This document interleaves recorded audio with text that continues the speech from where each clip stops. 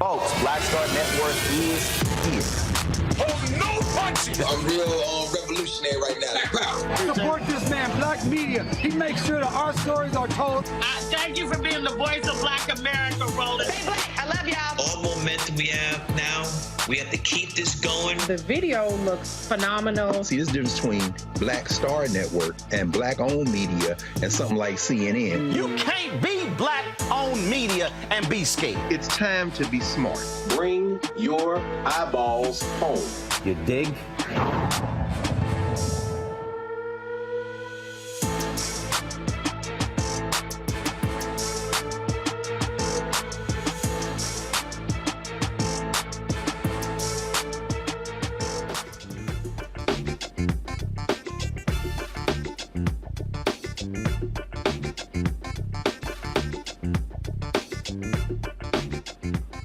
Today is Tuesday, August 1st, 2023. Coming up on Roland Martin Unfiltered, streaming live on the Black Star Network. Special counsel Jack Smith has indicted Donald Trump on four felony charges related to trying to overturn the 2020 election. Jack Smith will be speaking shortly live. We will carry that right here on the Black Star Network. Sad news out of New Jersey, where the lieutenant governor, a black woman, has passed away at the age of 71. We'll tell you exactly what happened. Also, on today's show, the family of Henrietta Lacks, they announced a major settlement with biotech companies. We will show you that news conference with attorney Ben Crump. Also, folks, we're talking about what's happening on the political side.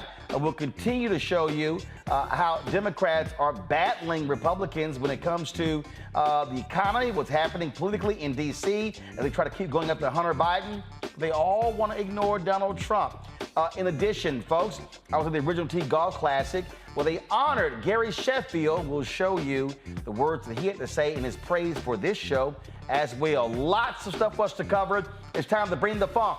Roland Martin Unfiltered on the Black Star Network. Let's go. Whatever the biz, he's on it. Whatever it is, he's got the scoop, the fact, the find. And when it breaks, he's right on time and it's rolling. Best believe he's knowing. Putting it down from sports to news to politics. With entertainment just for kicks, he's rolling. It's on go, roll, y'all. It's Roland Martin, yeah. Rolling with Roland now. He's funk, he's fresh, he's real, the best, you know he's Roland Martin now.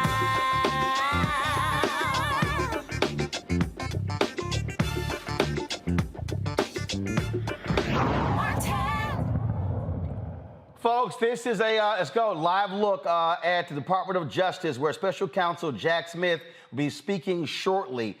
He has a grand jury. They've announced a 4-felony count indictment of Donald Trump related to the 2020 election, his efforts to overturn the election. It is a 45-page indictment. It includes conspiracy to defraud the United States, conspiracy to obstruct an official proceeding. The indictment says Trump, quote, pursued unlawful means of discounting legitimate votes and subverting the election results. Again, this, of course, is the latest indictment of Donald Trump. Smith had already indicted him with regards to the classified documents case, 2 separate indictments. Then, of course, Alvin Bragg out of New York, the Manhattan DA, also indicted Donald Trump with regards to payments made to Stormy Daniels that were, of course, private and off the books, along with Michael Cohen.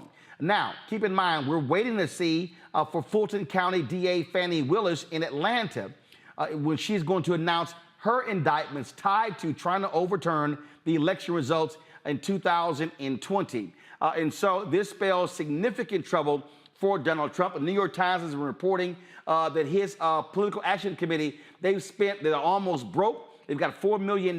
They've spent upwards of $60 million on legal fees fighting on all of these fronts. And so Republicans keep defending him. At some point, they are going to have to come to terms with the person who is leading in the Republican polls will be indicted on 3 or 4, potentially 5 separate occasions from 3 different prosecutors. They can keep saying, oh, all this is a political witch hunt. But if you're the party of law and order, ain't that simple to keep trying to throw that out. Our panel right now, Mustafa Santiago Ali, former senior advisor for environmental justice at the EPA. He joins us. Long Victoria Burke, she joins us as well, writing for NNPA.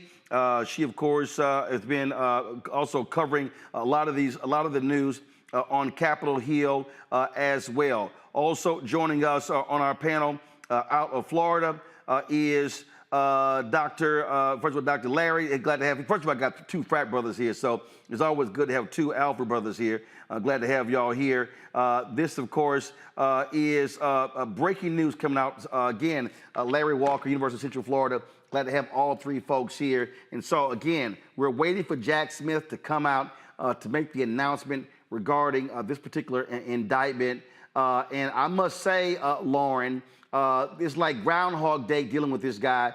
Donald Trump has subverted the law. He has gotten away with wrongdoing his entire life. His career started off with him and his dad practicing racism against black people. They were not prosecuted. There was a settlement there. But the fact of the matter is, Republicans can keep trying to say, oh, this is a witch hunt. They are going to have to defend this thug-in-chief and all of these indictments. That's right. I'm actually really surprised that this is happening. I was one of the people, when you've been in Washington and around politics so long, you get cynical. So I'm surprised he was actually indicted for this. It does seem so obvious given all what we know, the video and everything else. What also is noteworthy here, Roland, it seems like there's 6 co-conspirators who were indicted. It's hard to, I've been speed reading, but I can't speed read fast enough to figure out who the 6 are. But one might guess that one might be Rudy Giuliani and another might be John Eastman. It's hard to figure out exactly who those people are, but to see that Jack Smith went that far and wide, that is really impressive. Obviously, he's about to speak. I don't think that's going to go on for very long. But to your point also, the Republican Party is going to have to figure out what it's doing. Is it Chris Christie? Is it Ron DeSantis? Is it somebody who's not in the race yet, like Glenn Youngkin? Who knows?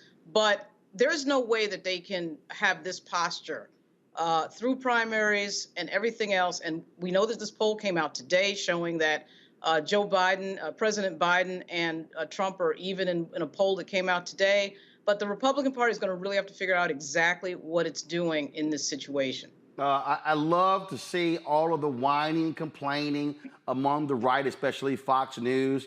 Again, they are Trump's biggest defenders. And they are one of the reasons why Republicans don't believe any of this stuff. If you really want to, look at this nonsense. First of all, Mustafa, one of the dumbest people who's on television. I mean, truly an idiot, which is like a lot of competition on Fox News.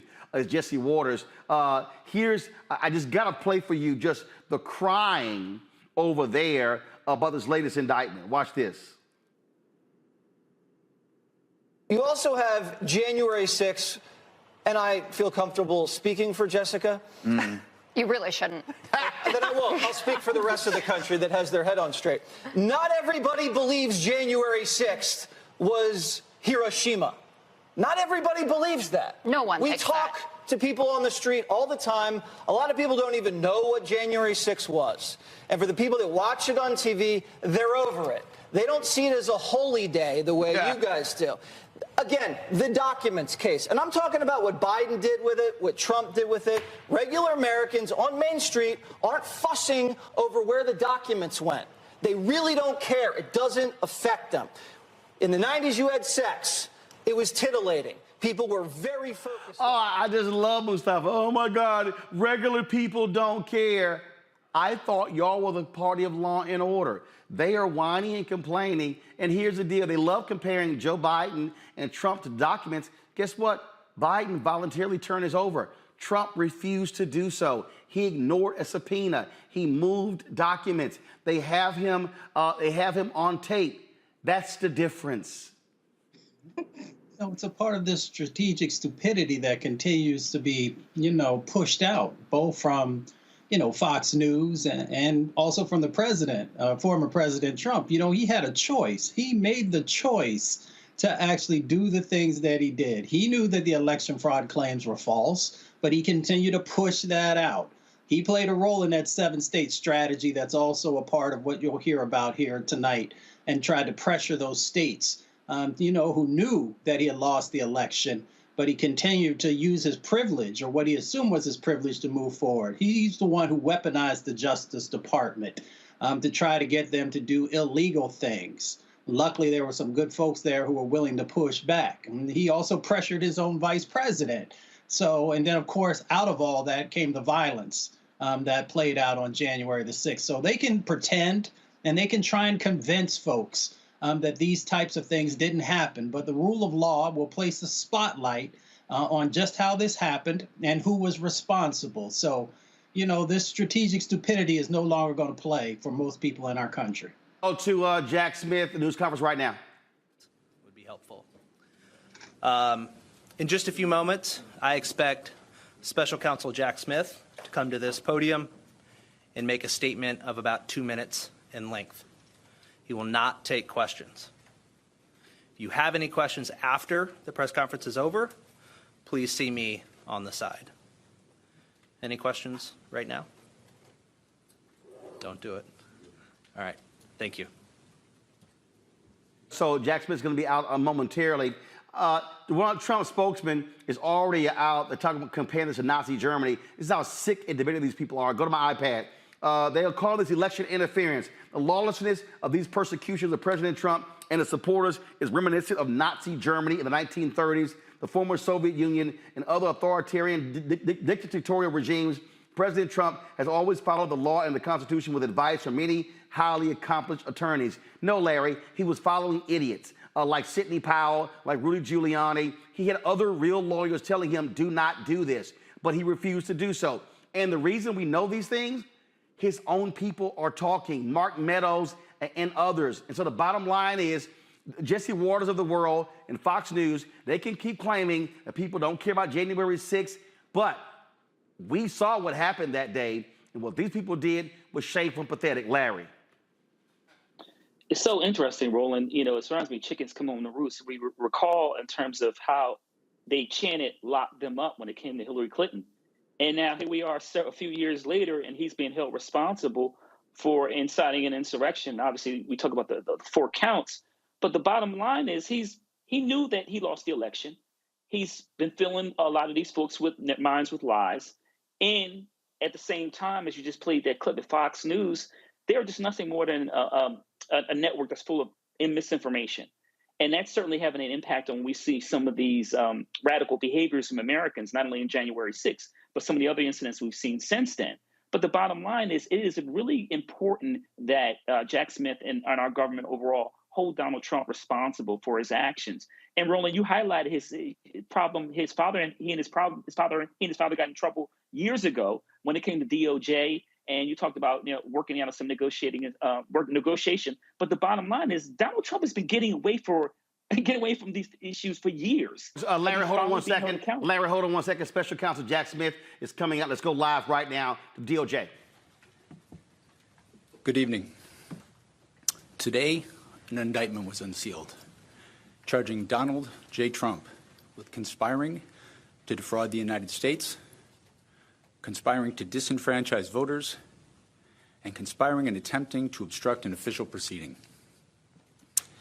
The indictment was issued by a grand jury of citizens here in the District of Columbia, and it sets forth the crimes charged in detail.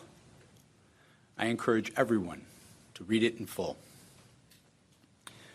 The attack on our nation's capital on January 6th, 2021 was an unprecedented assault on the seat of American democracy. As described in the indictment, it was fueled by lies. Lies by the defendant targeted at obstructing a bedrock function of the U.S. government, the nation's process of collecting, counting, and certifying the results of the presidential election. The men and women of law enforcement who defended the U.S. Capitol on January 6th are heroes. They are patriots and they are the very best of us. They did not just defend a building or the people sheltering in it. They put their lives on the line to defend who we are as a country and as a people. They defended the very institutions and principles that define the United States. Since the attack on our Capitol, the Department of Justice has remained committed to ensuring accountability for those criminally responsible for what happened that day. This case is brought consistent with that commitment, and our investigation of other individuals continues. In this case, my office will seek a speedy trial so that our evidence can be tested in court and judged by a jury of citizens. In the meantime, I must emphasize that the indictment is only an allegation and that the defendant must be presumed innocent until proven guilty beyond a reasonable doubt in a court of law. I would like to thank the members of the Federal Bureau of Investigation who are working on this investigation with my office, as well as the many career prosecutors and law enforcement agents from around the country who have worked on previous January 6th investigations.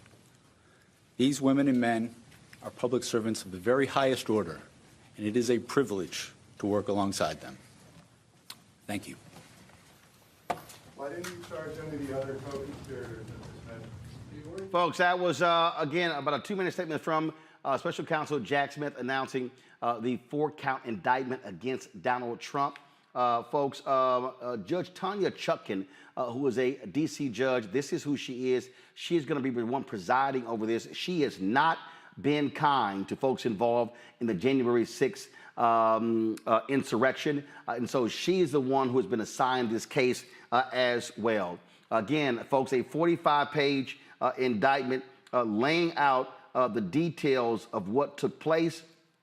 It says right here, again, the grand jury charges right here, the defendant, Donald J. Trump, was the 45th president of the United States and a candidate for re-election in 2020. The defendant lost the 2020 presidential election. Despite having lost, the defendant was determined to remain in power. So for more than 2 months following Election Day on November 3rd, 2020, the defendant spread lies that there had been outcome determinative fraud in the election and that he had actually won.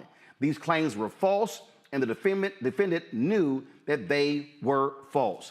It goes on, again, over 45 pages, Larry, detailing the lies and the efforts of Donald Trump. It says, point blank, it says, but the defendant repeated and widely disseminated them anyway to make his knowingly false claims appear legitimate, create an intense national atmosphere of mistrust and anger, and erode public faith in the administration of the election. So, Roland, I'm interested in terms of over the next couple of months, what's the argument from the Republicans? I mean, Donald Trump has been collecting these indictments like penny candy from back in the day. And you're like, we're not done because we're still waiting to see what happens in Georgia. But the bottom line, he's responsible for January 6th insurrection. And as Republicans try to, talk about Hunter Biden and all these other allegations that aren't accurate and try to pull President Biden into these various conspiracy theories, the bottom line is that Donald Trump has to be held responsible for his actions, just like every other American, regardless of how much money they're worth or whatever their political status was in the past. But once again, this is an important date in U.S. history. I love the whining from Trump. Go to my iPad. This is him on his Truth Social app. I hear the deranged Jack Smith, in order to interfere with the presidential election of 2024, will be putting out yet another fake indictment of your favorite president, me, at 5 p.m. Why didn't they do this 2.5 years ago? Why did they wait so long? Because they wanted to put it right in the middle of my campaign, prosecutorial misconduct. No, it's called investigation. That's what it is, Lauren. You investigate. Yeah, absolutely. And, this shtick of everything being about Donald Trump all the time. He did a rally the other day where he only talked about himself, his own problems and everything else. I can't imagine that that's going to go over well for a year of listening to him whining about whoever it is, Jack Smith or Joe Biden, whoever it may be on that particular day. The entire universe, the entire world is him. Now, obviously, if you're a MAGA Republican, you have no problem with any of this. But there's going to be a lot of people out there, I suspect 80 million, over 80 million strong, who are not going to be okay with this and are not going to want to elect and sort of, continue to watch this crazy show, which is what it is. And we haven't even seen the third indictment yet, Fani Willis, which, by the way, all of this stuff is on video, on audio. Him talking to Georgia's election officials and asking them to, quote, find a certain amount of votes. I'm not sure what their arguments are going to be in court, and I'm not sure what's going to happen first. Is he going to run out of money for attorneys, or are they going to realize that they just can't defend this case and they're headed for a plea? But this, to me, is not really winnable, given all the evidence that we know about that is public facing. And when Jack Smith, by the way, just said that there was a little editorializing, if you heard that, Roland, from the prosecutor with regard to who guarded the U.S. Capitol. There's a group of U.S. Capitol Police who also have a lawsuit against Donald Trump for causing all the craziness that happened on Jan 6. And I suspect that they do, in fact, have a case. Hasn't been thrown out yet, hasn't been dealt with yet, but we'll see. And as somebody who is dating one of the members of the U.S. Capitol Police, he did have, he had involvement in terms of this entire time, this 2-year period of, these cops being questioned and having to testify in some ways and go to court. This is a real thing for real people, what happened. And again, everybody can see it on tape, on video, the cover of your book, Roland, that photo being another good example of it. I don't know what Trump's defense is going to be in this case. This is, folks, this is the actual indictment here. Go to my iPad. The defendant had a right, like every American, to speak publicly about the election and even to claim falsely that there had been outcome determinative fraud during the election and that he won. He was also entitled to formally challenge the results of the election through lawful and appropriate means, such as by seeking recounts or audits of the popular vote in states or filing lawsuits challenging ballots and procedures. Indeed, in many cases, the defendant did pursue these methods of contesting the election results. His efforts to change the outcome in any state through recounts, audits, or legal challenges were uniformly unsuccessful. Shortly after Election Day, the defendant also pursued unlawful means of discounting legitimate votes and subverting the election results. In so doing, the defendant perpetrated 3 criminal conspiracies: a conspiracy to defraud the United States by using dishonesty, fraud, and deceit to impair, obstruct, and defeat the lawful federal government function by which the results of the presidential election are collected, counted, and certified by the federal government in violation of 18 U.S.C. 371. A conspiracy to corruptly obstruct and impede the January 6th congressional proceeding at which the collected results of the presidential election are counted and certified, the certification proceeding in violation of 18 U.S.C. 1512K, and a conspiracy against the right to vote and to have one's vote counted in violation of 18 U.S.C. 241. Each of these conspiracies, which built on the widespread mistrust the defendant was creating through pervasive and destabilizing lies about election fraud, targeted a bedrock function of the United States federal government, the nation's process of collecting, counting, and certifying the results of the presidential election. Count one, it lays out right here what he did from on or about November 14th through on or about January 20th, 2021. Donald J. Trump did knowingly combine, conspire, confederate, and agree with co-conspirators known and unknown to the grand jury to defraud the United States by using dishonesty, fraud, and deceit to impair, obstruct, and defeat the lawful federal government function by which the results of the presidential election are collected, counted, and certified by the federal government.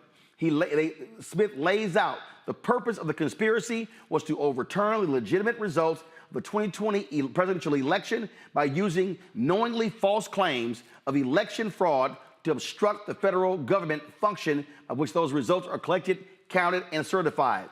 This where it says right here, the defendant enlisted co-conspirators to assist him in his criminal efforts to overturn the legitimate results of the 2020 presidential election and retain power.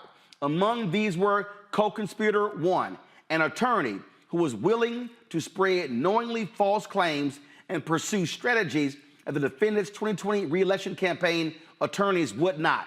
Co-conspirator two, an attorney who devised and attempted to implement a strategy to leverage the vice president's ceremonial role overseeing the certification proceeding to obstruct the certification of the presidential election. Co-conspirator three, an attorney whose unfounded claims of election fraud the defendant privately acknowledged to others sounded crazy. Nonetheless, the defendant embraced and publicly amplified co-conspirator three's disinformation. Co-conspirator four, a Justice Department official who worked on civil matters and who, with the defendant, attempted to use the Justice Department to open sham election crime investigations and influence state legislatures with knowingly false claims of election fraud. Co-conspirator five, an attorney who assisted in devising and attempting to implement a plan to submit fraudulent slates of presidential electors to obstruct a certification proceeding. Co-conspirator six, a political consultant who helped implement a plan to submit fraudulent slates of presidential electors to obstruct a certification proceeding. There are some attorneys, Mustafa, who right now are scrambling to hire their own because they are in trouble. Yeah, if you follow what goes on in Washington, D.C. over the last few years, you can pretty much put the names of those co-conspirators in there. But we'll wait until there are the formal announcements that are out there. You know, they better get some good attorneys because this case is really strong against all the folks who are there, are part of this indictment. You know, this is all about power and privilege. And, you know, Donald Trump has never felt that the law, you know, was something that he had to follow. And now he finds himself in this situation and convinced, I don't know how hard he had to convince these other co-conspirators to also follow that same way of thinking. But they're going to find out. As my mama said, you're going to learn today. Larry, later in this indictment on page 10, it says on December 1st, co-conspirator one met with the Arizona House Speaker. When the Arizona House Speaker again asked co-conspirator one for evidence of the outcome determinative election fraud he and the defendant had been claiming, co-conspirator one responded with words to the effect of, quote, "We don't have the evidence, but we have lots of theories." Yeah, it doesn't work that way. I feel like I would have to scold him with one of my students in my class. You just can't. If you don't have, you don't have any evidence to support whatever assertions you're making, then they're not factual. But the bottom line is, Roland, this has never been about the facts. This is about maintaining power when they lost the election. And as you talk about, you go through those lists, as my colleague said, we can pretty much guess who these co-conspirators are. And I'm looking forward to have those names formally released. But the bottom line is, they tried to go Arizona. Obviously, we know we talk about the situation in Georgia and this phone call with the Secretary of State there. But in terms of, there was a multi-pronged approach to make sure to really, tear apart our country and essentially trying to take power and is authoritarian. But as Jack Smith highlighted in this indictment, we're holding those individuals, including specifically Donald Trump, accountable, because if we don't, then we don't have a true democracy. In this indictment, Lauren, they talk about Arizona, Georgia, Michigan, all of these various states. They lay all these different things out. You see, they got, on December 4th, co-conspirator 1 sent a text message to the Michigan House Speaker reiterating his unsupported claim of election fraud and attempting to get the Michigan House Speaker to assist in reversing the ascertainment of the legitimate Biden electors, stating, looks like Georgia may well hold some factual hearings and change the certification under Article 1, Section 2 of the Constitution. Explaining that they just don't have the right to it, but that obligation. Help me get this done in Michigan. And it goes on and on and on. If you're Rudy Giuliani and Jack Eastman and Sidney Powell, you are now in the crosshairs of Jack Smith.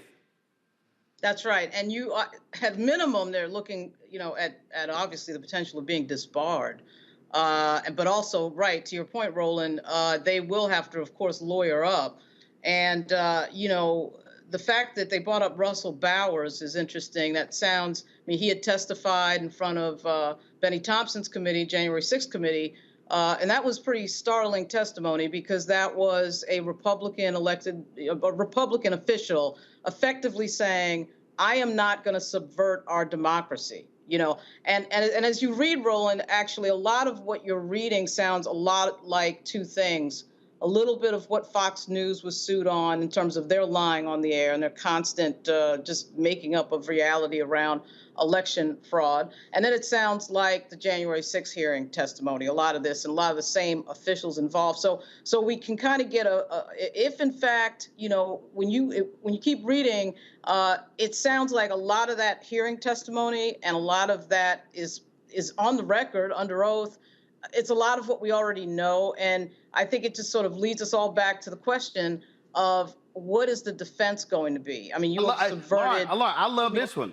On November 25th, the day after Pennsylvania's governor signed a certificate of ascertainment and thus certified to the federal government that Biden's electors were the legitimate electors for the state, co-conspirator 1 orchestrated an event at a hotel in Gettysburg attended by state legislators. Co-conspirator 1 falsely claimed that Pennsylvania had issued 1.8 million absentee ballots and received 2.5 million in return.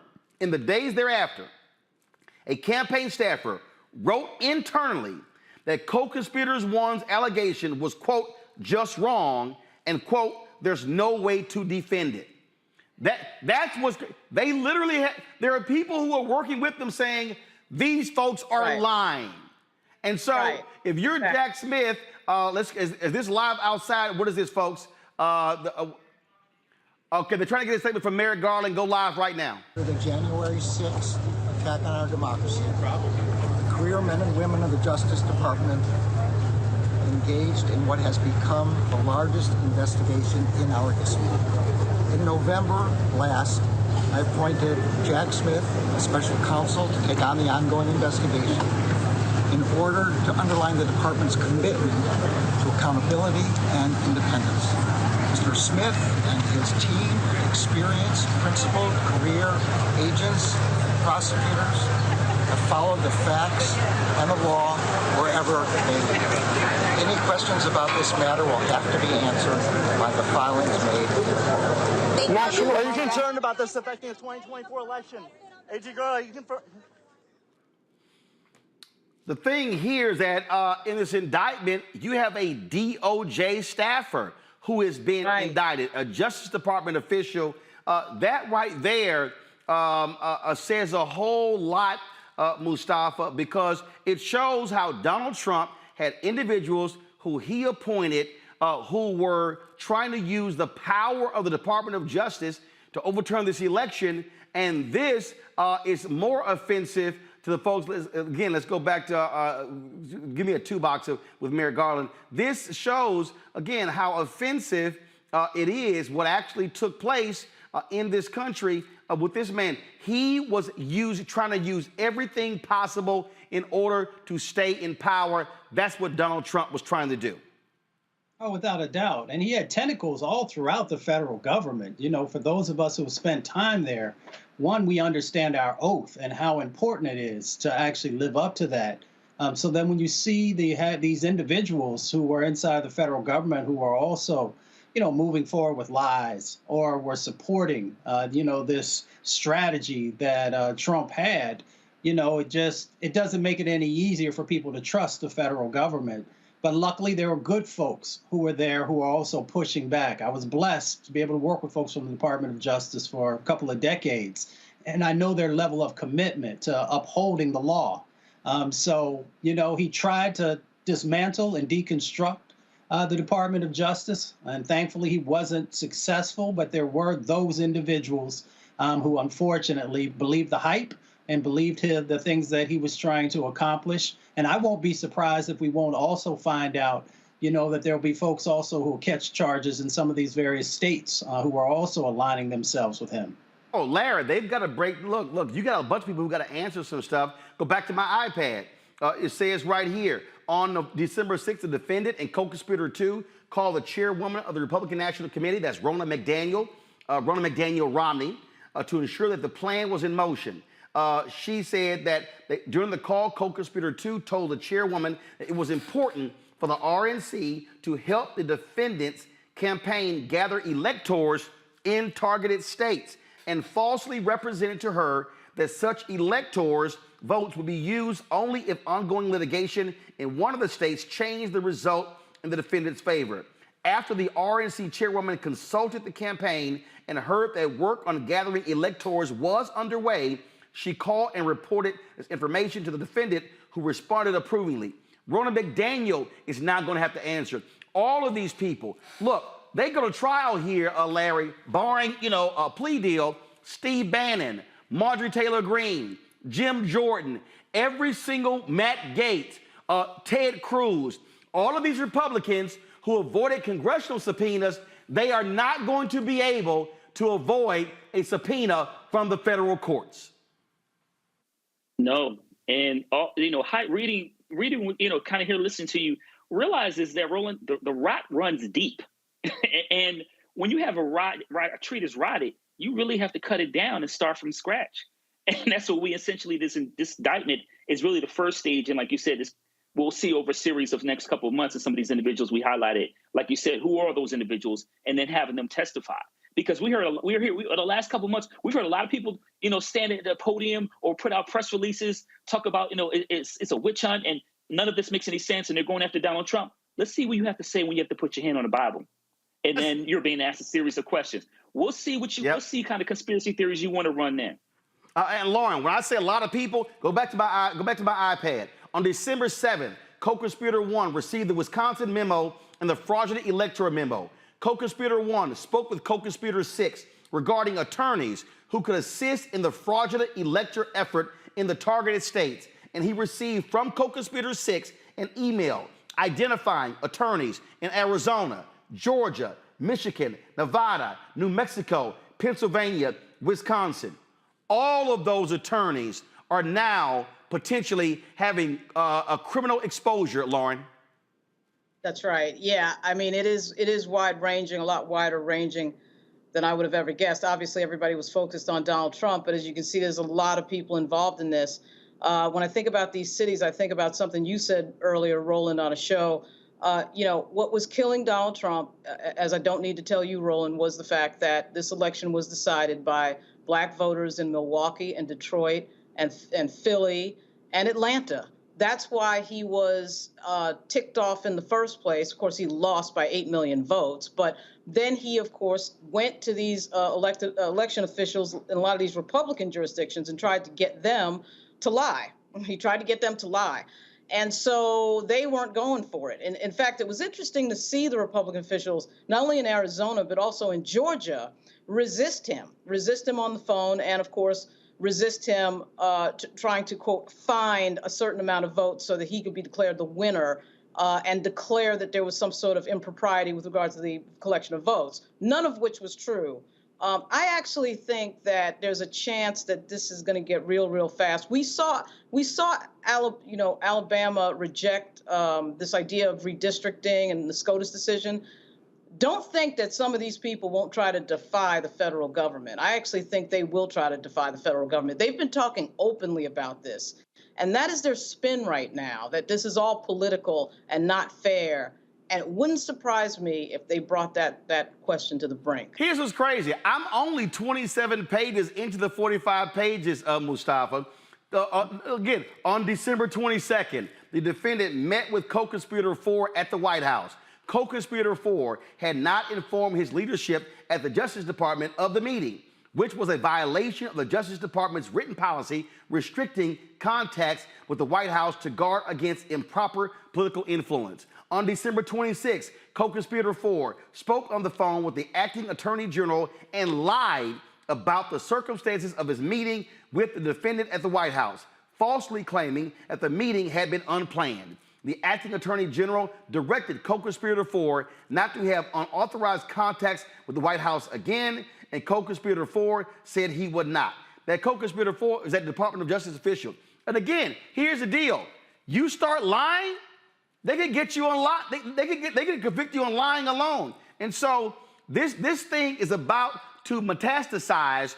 And if you want to see how quickly folks start going, oh crap, I might be headed to prison, Jack Smith is going to start granting immunity to a whole bunch of lawyers who, one, do not want to lose their law licenses, Mustafa, because that means they got no means of income because they won't be able to practice law for the rest of their life. Oh, yeah. Folks going to be cutting deals left and right. If some of them already haven't. You know, my grandmother says when you know better, do better. These individuals, they knew better than to do and to support this foolishness that Donald Trump was trying to move forward on. These election fraud claims that he was just continued to state time and time again, and people actually supporting that stuff, and then strategies around pressuring the states, and then the weaponizing of the Justice Department. That goes particularly to what you're talking about one of those co-conspirators. They were playing a role in trying to weaponize the Department of Justice. So, if you're not going to do the right thing, you should never be in these positions. Here's the thing. Most of these folks don't really understand what prison is all about. But I guarantee you, once they hear, those steel doors closing, they'll change. They'll really start to reflect on why they did the things that they did and why did they support this individual, because prison is no joke. Well, first of all, again, y'all, if you go through this indictment, it lays out, just all sorts of nonsense that took place. That was unbelievable. And again, I haven't even got to January 6th. And so let's do this here. We're going to take a break. We're going to come back on Roland Martin Unfiltered to break this thing down. And not just this here, on the same day, folks, as Jack Smith did this here, 2 officials, Republicans in Michigan, were indicted for their role in this fraudulent scheme. We'll tell you about that. You're watching the Black Star Network. Back in a moment. Hatred on the streets, a horrific scene, a white nationalist rally that descended into deadly violence. White people are losing their damn minds. As an angry pro-Trump mob storms the U.S. Capitol, we've seen shooting. We're about to see the rise of what I call white minority resistance. We have seen white folks in this country who simply cannot tolerate black folks voting. I think what we're seeing is the inevitable result of violent denial. This is part of American history. Every time that people of color have made progress, whether real or symbolic, there has been what Carol Anderson at Emory University calls white rage as a backlash. This is the rise of the Proud Boys and the Boogaloo Boys. America, there's going to be more of this. Here's all the Proud Boys, Dave. This country is getting increasingly racist in its behaviors and its attitudes because of the fear of white people. The fear that they're taking our jobs, they're taking our resources, they're taking our women. This is white fear.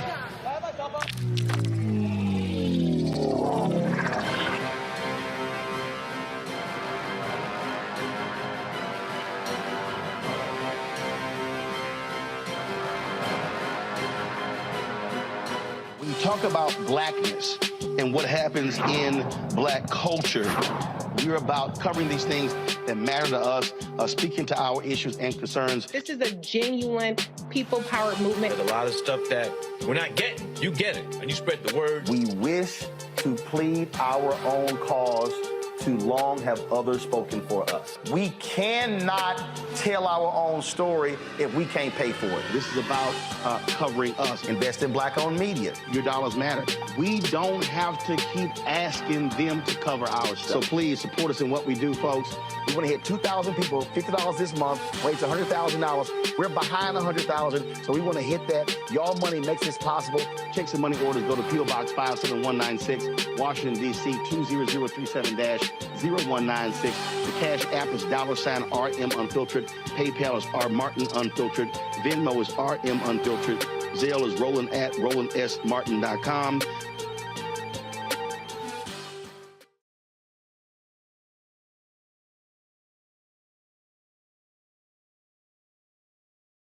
Hi, I'm Jo Marie Payton, voice of Sugar Mama on Disney's Louder and Prouder Disney Plus, and I'm with Roland Martin on Unfiltered.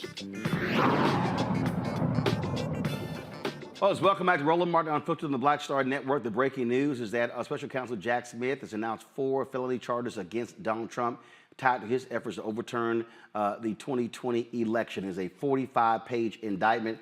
We are through just 31 of the pages. It is stunning to see. And as Lauren said, many of the things that we are seeing thus far, we've actually seen before. We've seen it with the various testimony before, with the January 6th special committee, their testimony. And so it lays out point blank what took place. But this is a formal indictment. Republicans are losing their minds. They are mad. They are angry. They are upset. They are frothing at the mouth. Fox News, Jesse Waters is calling this a political war crime. They're all saying this is interfering with the election. But the bottom line is they simply cannot handle that their big time buddy, their big boss, their God is frankly a thug. This details it, all the lying, the deceiving, and all of these idiots who went along with him, and all of these people must be held accountable. My panelists, Larry Walker, Lon Victoria Burke, Mustafa Santiago Ali, and that right there, Larry, I think is what's critically important. The fact that all of these people, numerous people who worked for him in all of these states, chose to put their careers and families on the line to protect this guy, this liar, who they know is a liar, because what I said to Chris Christie on ABC is the same. And that is, they had no morals, no values, no principles, and no ethics. All they cared about was power. Also, Roland, this highlights how whiteness works in America. Because when else in U.S. history have they ever been held accountable for their actions? They've gotten away for hundreds of years. So part of the reason why we see these individuals believe they'll get away with it is because historically they have. So this is like a chickens come home to roost. They're finally being held accountable to this degree. We've never seen, individuals, particularly white males, be held accountable for these kind of lies and mistruths. So it's finally this is really a marker in U.S. history, and in terms of indicted a former president, but all these other co-conspirators and all the individuals. You talked about the case in Michigan, and we know obviously some other states will continue to see some indictments, but these individuals have never been held accountable. So all these lies they were told is consistent with what they've seen throughout U.S. history. But we live in a new day.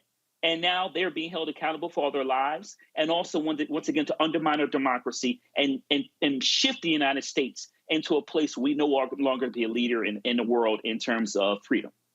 The thing for me, Mustafa, is that we've had to listen to these punks chastise protesters and others fighting for constitutional freedom, rights, and protection. And these people were willing to do whatever they could to hold on to power. And the thing is, they knew they were lying. Trump hired 2 firms that said, sorry, dude, no election fraud, but they still went forward with the lies.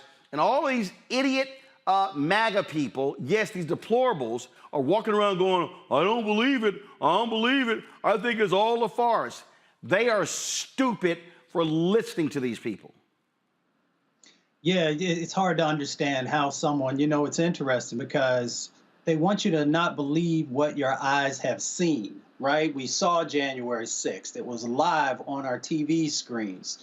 We saw the violence that was a part of it. They ask you to not believe what your ears hear, right? We've got these tapes that are a part of the investigation of individuals, you know, spelling it out. Donald Trump, even in many of these, actually you hear his voice talking. And then, you know, they ask you to not believe what you know is the right thing to do. You know, we continue to talk about the importance of democracy and the importance of our vote and how it sets us apart from many others across our planet. But even knowing what your eyes have seen, what your ears have heard, and knowing what is right to do, you still got these folks who refuse to believe. And that's because they see themselves as a part of the power structure. And they feel that if an individual like Donald Trump can be got and can be dealt with through the legal system, if they do something, then they might be next. And they're correct. You should not be doing these types of things. I'm going through this. I'm still going through this indictment, Lauren, but I want to add this to it. Go to my iPad. Today in Oakland County, former Attorney General candidate Matt DePerno and former state representative Dare Rendon also facing criminal charges, 2 counts of undue possession of a voting machine. And so both of these individuals have been indicted, these Republicans. And so Michigan is doing their part, Georgia is doing their part. And I'm telling you, after this federal indictment, those state attorney generals, it's going to be hard for even in some of those red states for them to have to resist not prosecuting individuals who were involved in criminal behavior. Yeah, that's true. It's going to take a push in some of these red states. As you saw, Roland, in Congress in their last week before the August break, the Republicans were openly talking about it, you know, impeaching President Biden. I mean, there's no lengths to how far these people will go to resist, to maintain power and resist what reality is, right? But yes, you're right. There are officials in these states that are moving in the right direction. But I got to tell you, I mean, I think this is, of course, part of the trend that we saw after President Obama left office, really during his time in office, where there just started to be this sort of situation where the Republican Party started to become unglued from reality and started to lie to itself. And it started with a lot of their media platforms, the Breitbart platforms, the Daily Caller, and of course, Fox brought it to new heights. They're lying to themselves, and they just are sort of going by this ethic. And unfortunately, it's kind of familiar to me, having grown up in New York, of, you know, Donald Trump works, his way of doing things is, I will go as far as I will go until you stop me. I will lie as much as I can lie until you don't allow me to get away with it. And somebody has got to be the person or the thing or the entity that stops him from getting away with it. We've all been sitting here wondering what entity that would be. There was open discussion in the White House when he was president from the chair of the Joint Chiefs of Staff about what they would do if this guy got a hold of the nuclear codes, you know, what they would do if he openly subverted the government. And of course, the question of, was he going to leave the White House when Biden was elected?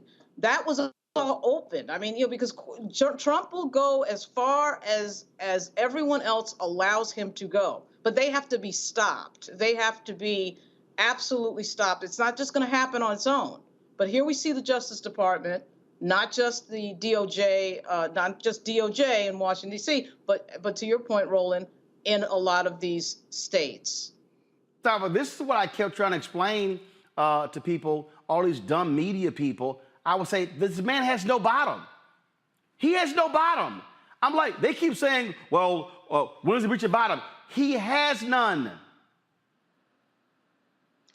Yeah, and you know, most folks know I resigned when Donald Trump came in because I knew I couldn't work for him or his administration because I knew what they stood for. And that's the thing that's always curious, is that people are surprised about how low Donald Trump and those who support his belief system are actually willing to go, or how far they are willing to try and push, you know, to break systems, if you will. And the media, unfortunately, got caught up in the hype as well. There were many times that you and others, a handful of others, would actually call out the injustices that he was doing, where others would just kind of go along so that they could get that interview or whatever their particular set of goals were. So we got to decide what our priorities are. And thankfully, we got a Department of Justice that's standing on its priorities, that's living up to its mission. And we're seeing, people being held accountable. But we've also got to have folks in the media who are willing to hold people accountable. Journalism is supposed to be about that, about going after the facts and then holding folks accountable through those facts. So I hope that we never, ever go backwards again like we saw over the 4 years that Donald Trump was in the White House. I'm about to read something here, and again, it is absolutely stunning and shocking that Republicans will be standing in support of this idiot. It says, on January 5th, the defendant met alone with the vice president.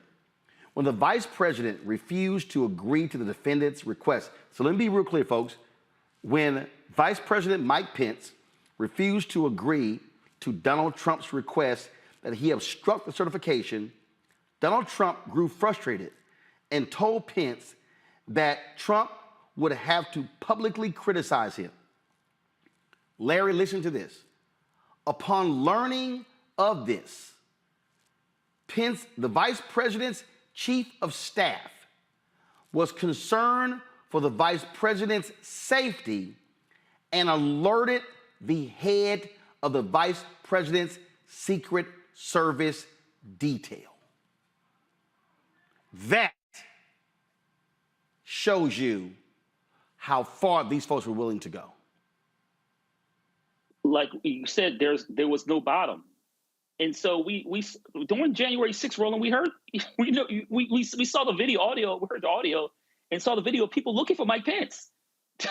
And so let's also remember that there was a hangman's noose outside of the U.S. Capitol. So in terms of what, Trump gave his speech and then the insurrection is trying to break into U.S. Capitol, during the day, it was certified votes. Let's make clear about it that Mike Pence's life was in danger among all the other congressional leaders in the United States. And so it's clear that when he met with Pence the day before, he's threatening him. This is some old school New York City mob boss stuff. Threatening him, if you don't do what I'm going to tell you to do, then it's not a veiled threat. Here's a clear threat when it comes to your life. And so It's also why it's so interesting to me that Mike Pence is why he's running for president. He needs to be even more critical about Donald Trump in terms of what he did. Lauren, this is where Senator Ron Johnson of Wisconsin is involved. On the morning of January 6th, an agent of the defendant contacted a United States senator to ask him to hand-deliver documents to the vice president. We know that's Ron Johnson.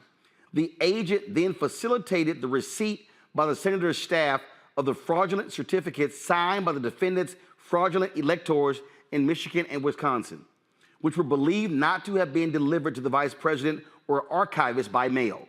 When one of the senator's staffers contacted a staffer for the vice president by text message to arrange for delivery of what the senator's staffer had been told were alternate slates of electors for Michigan and Wisconsin because archivists didn't receive them, the vice president's staffer rejected them. That is Senator Ron Johnson of Wisconsin. Right. And, he's not alone, right? I mean, we have several members of Congress who would not surprise me reading this thing should be popping up because, of course, we had the Marjorie Taylor Greene tour and all sorts of involvement and sort of implications with regard to wanting to be pardoned later, which talk about consciousness of guilt. So it doesn't surprise me that Ron Johnson is in there. And to the point where it really is going to be interesting to see how far the Justice Department is going to go in trying to get after some of these members of Congress, which is a long overdue issue.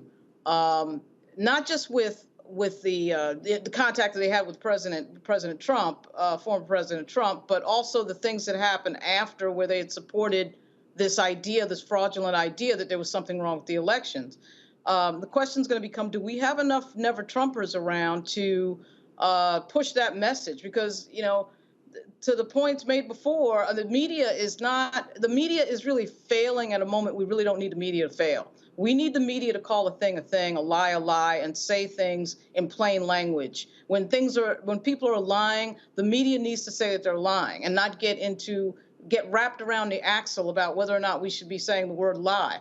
It is good, I guess, to see people like George Will and Rick Wilson and Steve Schmidt stand up, Republicans stand up and be pushing against this.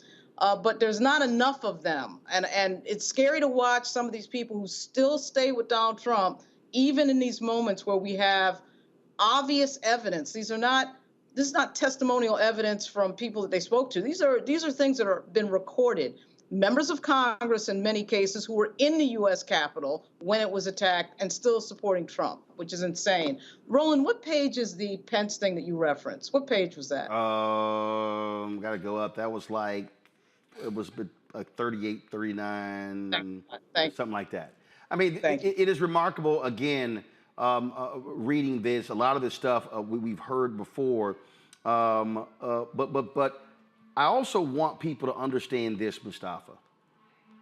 We talk about elections matter. If people did not vote, let me be very clear to everybody who's watching and listening. If people did not vote the way they did in this election, these thugs would still be in power.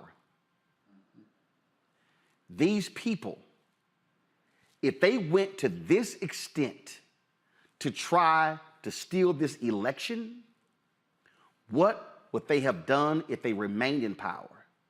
Which also says to us, Mustafa, what are they going to do if they maintain power, if they get it back?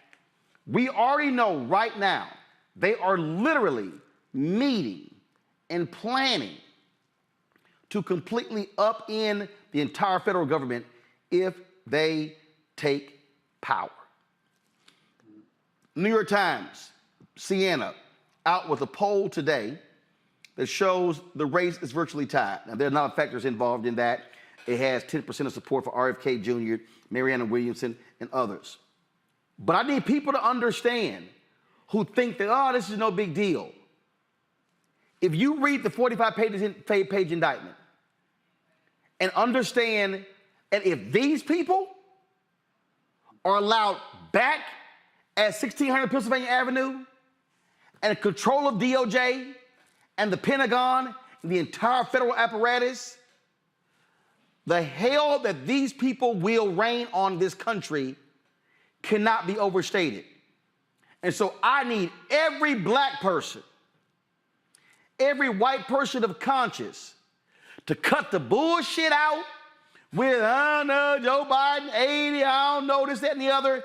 These people, none of them can be allowed anywhere near the levers of power, and every single vote imaginable must be cast to ensure they never win next year. Yeah, without a doubt. I was thinking about this earlier as I was going through some of the documents and just really reflecting on this moment that we find ourselves in and how important our vote is. You see that they've been very clear. And I want to bring also some of these senators and others on Capitol Hill into this, because they have been very clear about trying to weaken and dismantle the Department of Justice. Now, the Department of Justice, in the entire history has not always been favorable to our communities, but we have some really great folks who are there right now who would not be there if you hadn't voted in the numbers that you did. As you think about your future, all these federal agencies play an incredible role in helping to move resources to our communities, especially when we have individuals who are there who understand the dynamics that are playing out in our communities, both the impacts and the sets of opportunities. But it is all tied to your vote.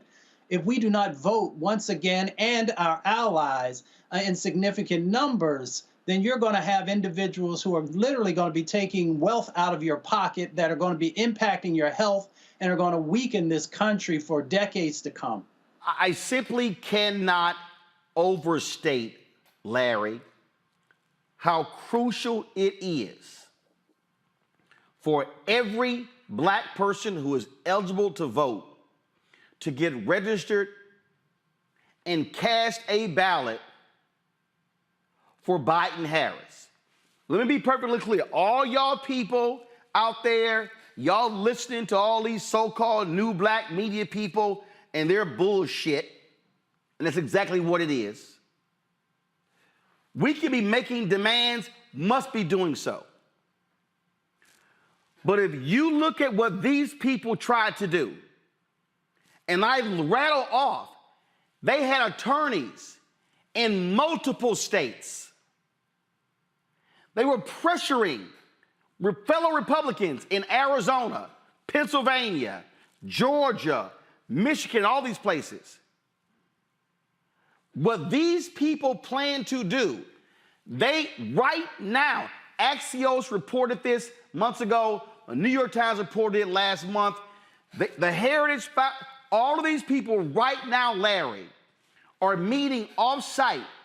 They are literally putting together an entire game plan that if they win, if Trump wins, they want to come in and fire thousands of federal workers.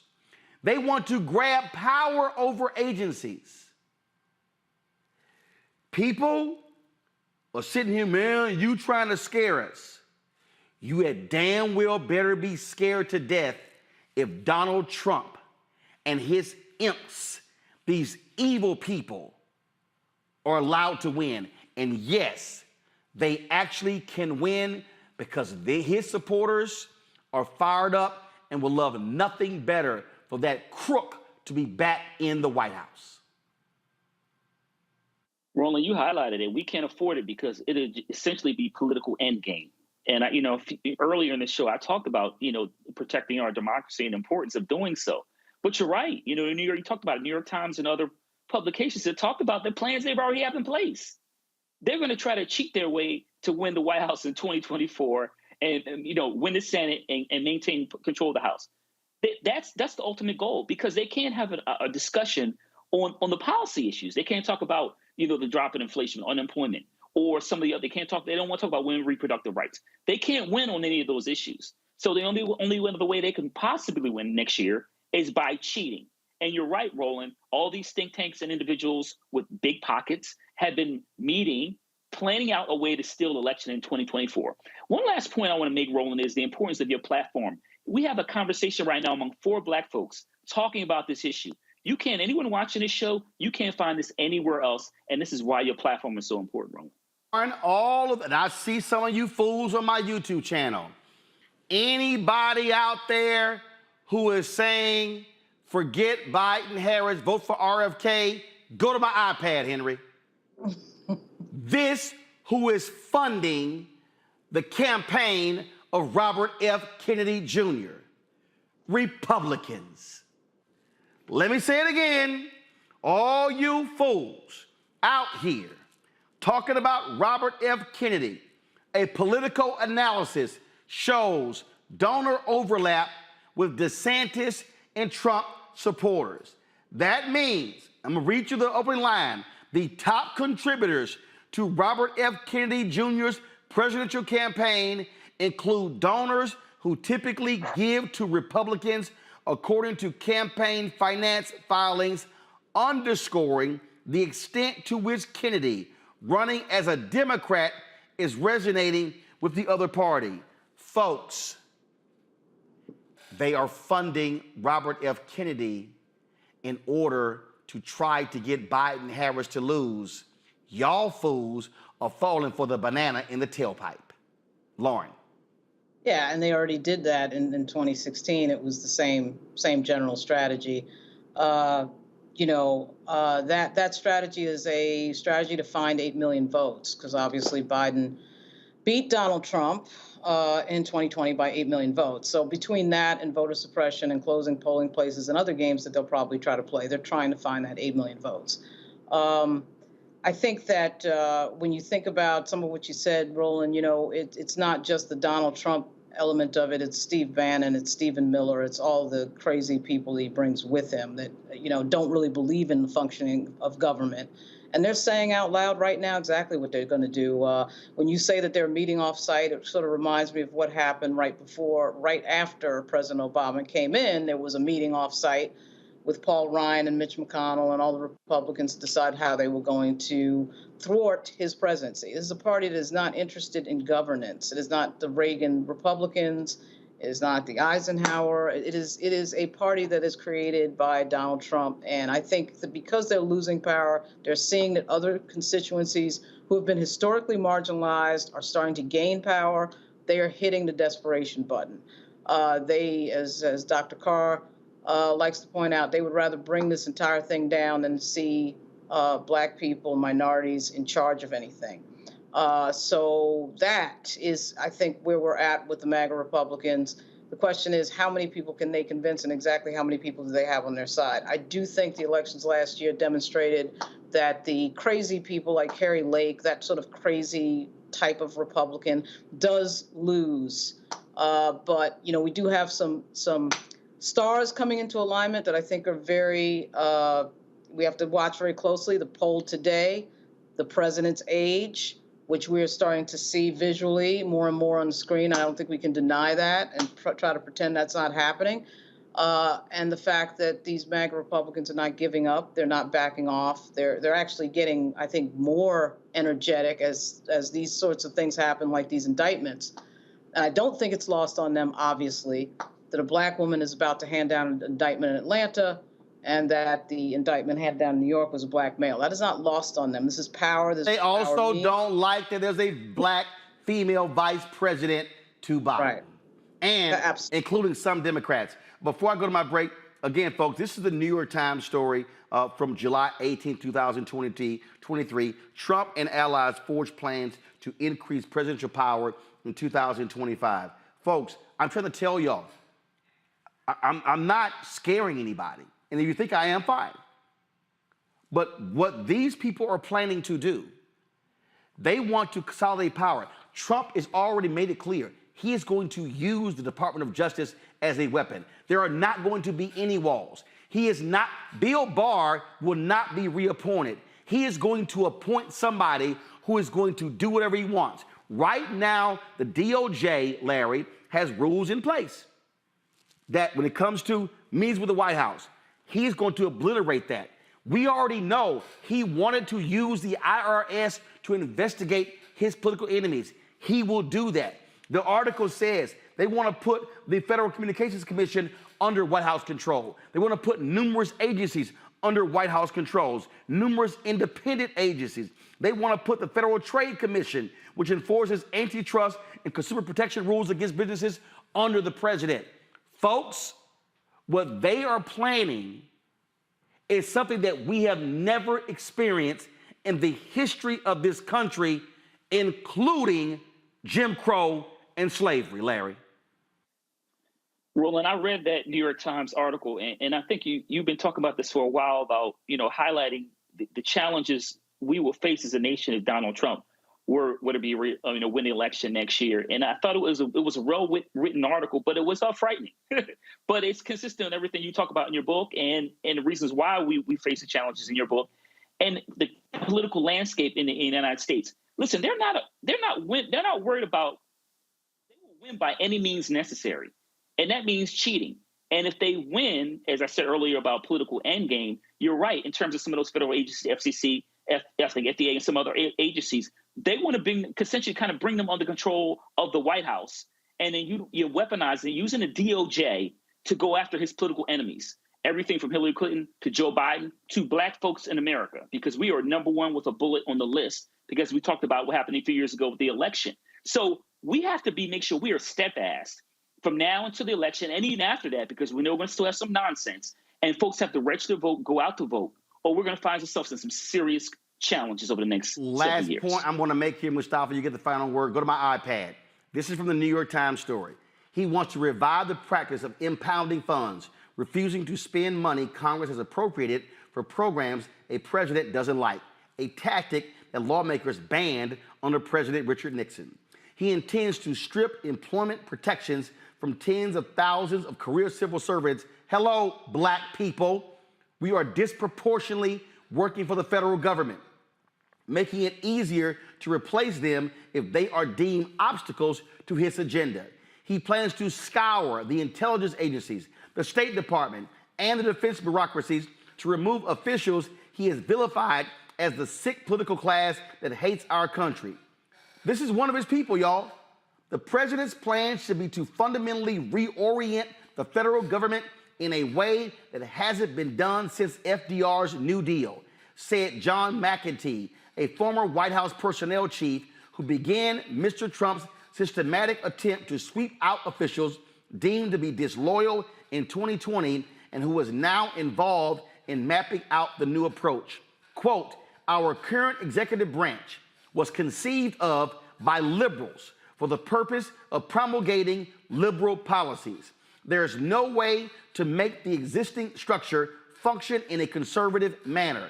It is not enough to get the personnel right. What's necessary is a complete system overhaul. They are going to be targeting lots of black people, Mustafa. Yeah, you know, I would encourage people to go out and read.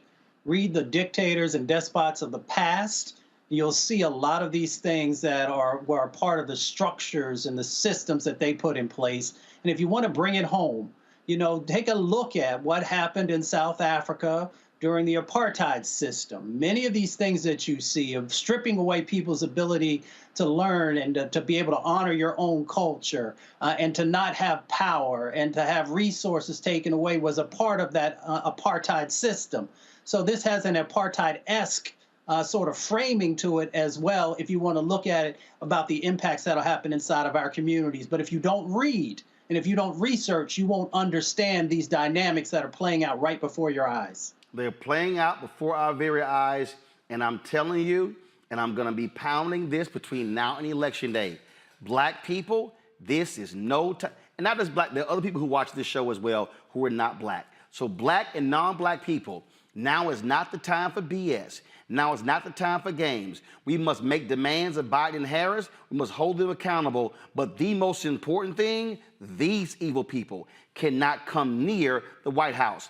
If the Republicans choose to vote and give the nomination to Donald Trump, they can do so. It is our job to do everything to deny him that. And I'm talking about seeing black voter turnout not at 55 or 60 or 65 and 70. I'm talking about 85, 90, 95, because there is a bullseye on the back of every black person. And let me just give y'all a reminder. Michael Singleton, who is a Republican, when these same Republicans saw some critical comments he made of Trump, they walked him out of the housing and urban development, even though he was working on the campaign of Ben Carson. Let me tell you that again. A black Republican, they fired him and walked him out of the building. You think if they did that to a black Republican who worked on the campaign of Ben Carson and they fired him in the agency that Ben Carson was running, what the hell do you think they're going to do to the rest of the black people? Can I go to a break? We come back. We're going to talk about Henrietta Lacks, a major settlement for her family as it relates to her sales that made billions for biotech companies. You're watching Roland Martin Unfiltered right here on the Black Star Network. Support us in what we do, folks. Your dollars make it possible. You're not getting this from any other source, no other black-owned news source in the country. Please contribute to this show right now. Send your check and money order, P.O. Box 57196, Washington, D.C., 20037-0196. Folks, you can give via Cash App. Our goal is to get 20,000 of our fans contributing on average $50 each. That's $4.19 a month, 13 cents a day. We have to have our own news to discuss these type of issues. Cash App, $RM Unfiltered. That's the only Cash App I have, $RM Unfiltered. PayPal, R Martin Unfiltered. Venmo, RM Unfiltered. Zelle, Roland at RolandSMartin.com. Roland at RolandMartinUnfiltered.com. We'll be right back. On the next Get Wealthy with me, Deborah Owens, America's Wealth Coach, the studies show that millennials and Gen Xers will be less well off than their parents. What can we do to make sure that we get to children younger and that they have the right money habits? Well, joining me on the next Get Wealthy is an author who's created a master playbook. Be willing to share some of your money mistakes, right? If that's what you have to lean on, start with the money mistakes that you have made, but don't just tell the mistake, right? Tell the lesson in the mistake. That's right here on Get Wealthy, only on Black Star Network.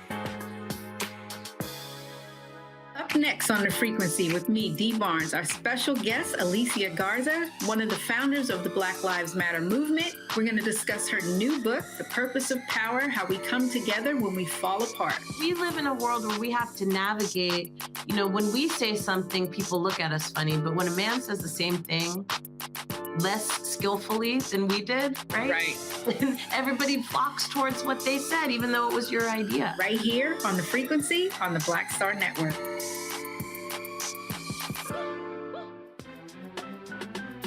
I'm Faraji Muhammad, live from LA.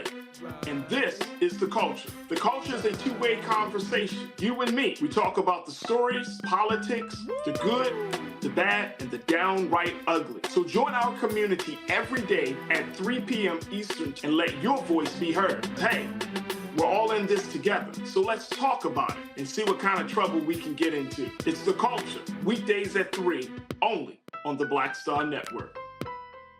Hi, my name is Freddie Ricks. I'm from Houston, Texas. My name is Sharon Williams. I'm from Dallas, Texas.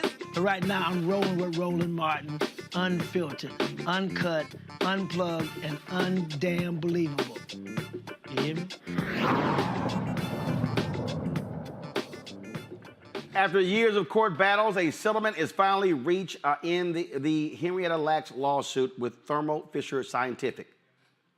Thermo Fisher Scientific is one of the many biotechnology companies that benefited from Lacks' cells that were taken without her consent by doctors at Johns Hopkins Hospital in 1951. Her cells, known as the HeLa cells, became the first human cells successfully cloned and went on to revolutionize medicine. Today, the family of Henrietta Lacks and the attorney Ben Crump held a news conference to announce the significant settlement, a confidential settlement. And so we are celebrating the life, and the settlement is a great announcement, but it's a bigger announcement that we continue to celebrate Henrietta Lacks. I want to read a statement that is the only thing we will say about this settlement and Thermo Fisher. Members of the family of Henrietta Lacks and Thermo Fisher have agreed to settle the litigation filed by Henrietta Lacks' estate in the United States District Court of Baltimore, Maryland. The terms of the agreement will be confidential. The parties are pleased that they were able to find a way to resolve this matter outside of the court and will have no further comment about the settlement. So we won't be talking about the settlement, but we will talk about terms. Thank you, Attorney Scheer. What is very important to this family, what has always been important to this family, right, Ron, was that the family will get to define the legacy of their grandmother. That's what Alfred and Kim have been fighting for all these years. Mr. Lawrence Lacks, the last Henrietta Lacks, right now is battling some health issues, but went to his children, Ron Lawrence, his nephews and nieces, and talked about we have to find the legacy of Henrietta Lacks. He fought his whole life to try to get justice for his mother. So we are very, very elated that in his lifetime, he got a chance to go into a court of law to plead the case for his mother, to say that his mother was not insignificant, that his mother, Henrietta Lacks, was not illiterate, that his mother, Henrietta Lacks, was not inferior. In fact, she was extraordinary. On this birthday, America should acknowledge that she was extraordinary in every way.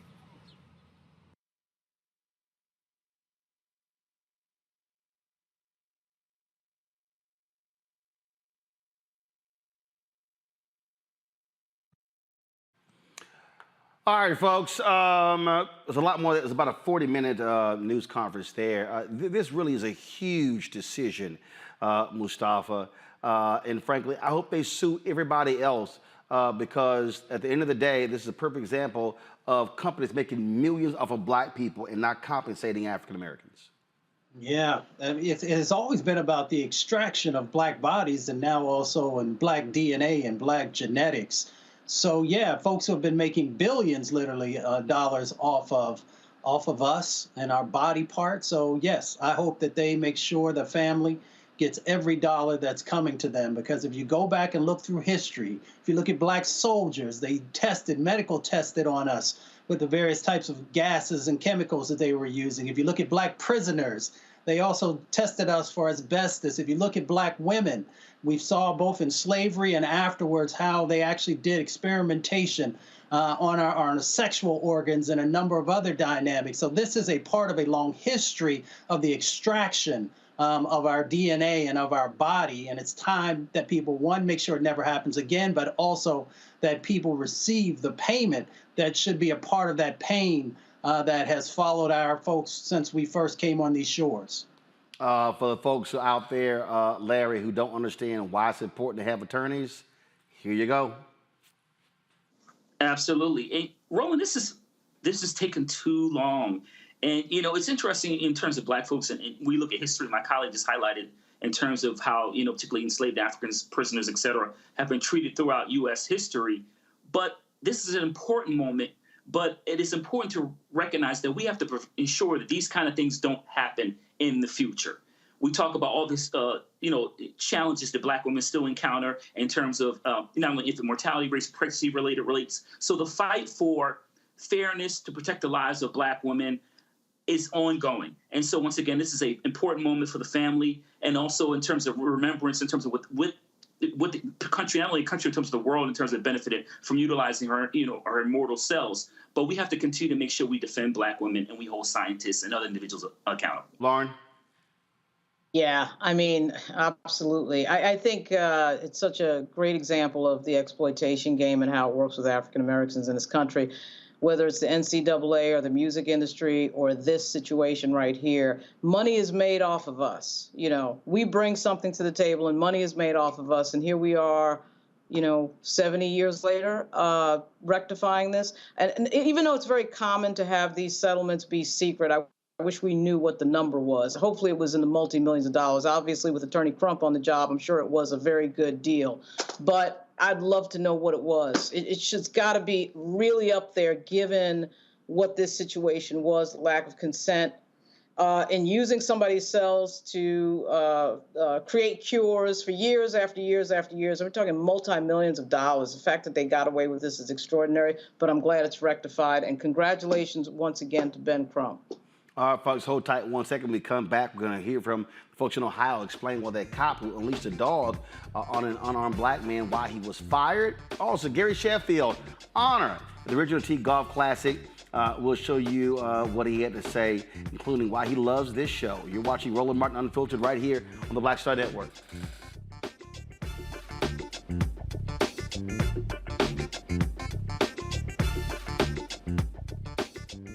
When you talk about blackness and what happens in black culture, you're about covering these things that matter to us, speaking to our issues and concerns. This is a genuine people-powered movement. There's a lot of stuff that we're not getting. You get it, and you spread the word. We wish to plead our own cause.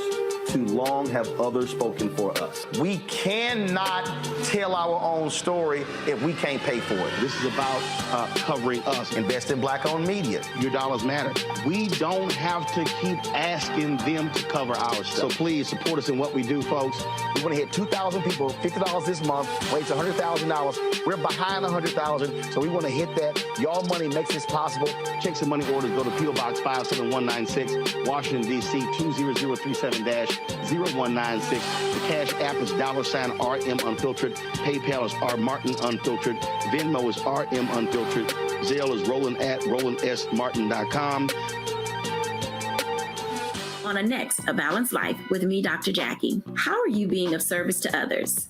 Doing for someone beside yourself is such a big part of living a balanced life. We'll talk about what that means, the generation that missed that message, and the price that we're all paying as a result. Now all I see is mama getting up in the morning, going to work, maybe dropping me off at school, then coming back home at night. And then I really didn't have any type of time with the person that really was there to nurture me and prepare me and to show me what a life looked like and what service looked like. That's all on the next A Balanced Life with me, Dr. Jackie, here at Black Star Network.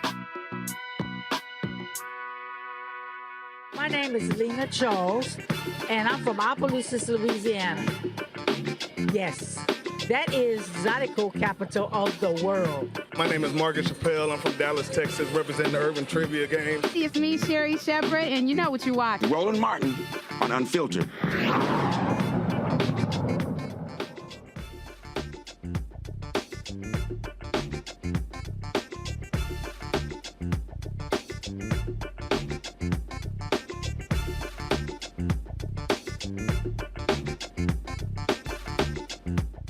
The Circleville, Ohio Police Department explains why the officer who released a police dog on an unarmed black man was fired. The department revealed that Officer Ryan Speakman was fired for releasing confidential information and being deceptive during an investigation, not for breaking department protocol during the arrest of truck driver Jadarius Rose. According to police, Spearman had 2 meetings with Chief Sean Bayer to address concerns about his behavior following the July 4th dog attack, when Speakman released his police dog on Rose as he surrendered to police. Chief Bayer addressed concerns about Speakman's behavior following the incident and repeatedly instructed him not to discuss it because it was wrong for the department. The Ohio Patrolmen's Benevolent Association has filed a grievance with the department arguing that Spearman had been unjustly fired. No shock. How many times have I told y'all that voting matters? Today, Wisconsin Supreme Court shifts to liberal control for the first time in 15 years. Janet Protasewicz, Milwaukee County judge who made abortion rights a focal point of her campaign, has assumed her new role as a justice. The departure of retiring conservative justice Pat Rogensack marks a significant shift within the court's composition, setting the stage for potential legal battles and Democratic efforts to reshape policies in the state. As a new liberal majority takes shape, Democrats hope the court will rule in their favor on crucial issues such as abortion rights as well as gerrymandering. This right here is a huge, huge deal, Lauren. We saw what happened in North Carolina, where Democrats controlled the court, Republicans controlled the court, Democrats got control, ruled against gerrymandering, ruled against voter ID laws. The moment the Republicans took control after the 2022 election, they immediately reversed course. Here's an opportunity, because in Wisconsin, the numbers don't lie. If Democrats got 55% of the votes in the state, they would still not control the legislature. Republicans control the legislature. They'll strip power from the governor, Tony Evers. They've done all sorts of things. And so don't be surprised. Now you might see some rulings from the Wisconsin State Supreme Court that will actually even the playing field in Wisconsin that could impact the 2024 election, including when the Supreme Court banned drop boxes. Yeah. Wisconsin's a really close state, very close. Unfortunately, they should have a They should have Mandela Barnes in the Senate, but unfortunately that didn't happen. And it's a shame that the news on Protasewicz is going to be sort of buried by the Trump indictment. But you're right, Roland, this is huge news. It really it was amazing that she won, and again, such a close state. And you're right, North Carolina is the other one that's sort of close on a lot of things. And again, you can see the demographics in the country changing before your eyes.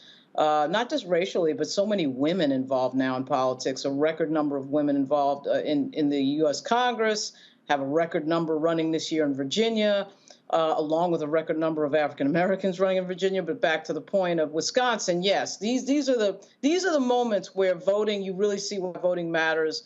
Not just the national elections that everybody gets excited about, like the presidential election or even a gubernatorial election. This is a huge moment right here, huge news out of Wisconsin, no doubt. And I'm telling you, Larry, I need black people in North Carolina to understand that the reason we have seen parity there to some degree is because Democrats were controlling the Supreme Court, and when Republicans would pass laws in the legislature, Supreme Court will overrule them. The problem now is Republicans have a supermajority in the legislature. They control the Supreme Court.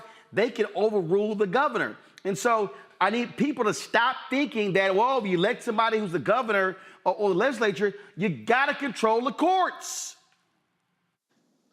And Roland, shout out to you because you've been talking about this for years. You've been talking about the importance of the courts, and obviously not enough people are listening. So to go back to Wisconsin, one thing I want to highlight is the importance of the youth vote and the shift in what we see in the court.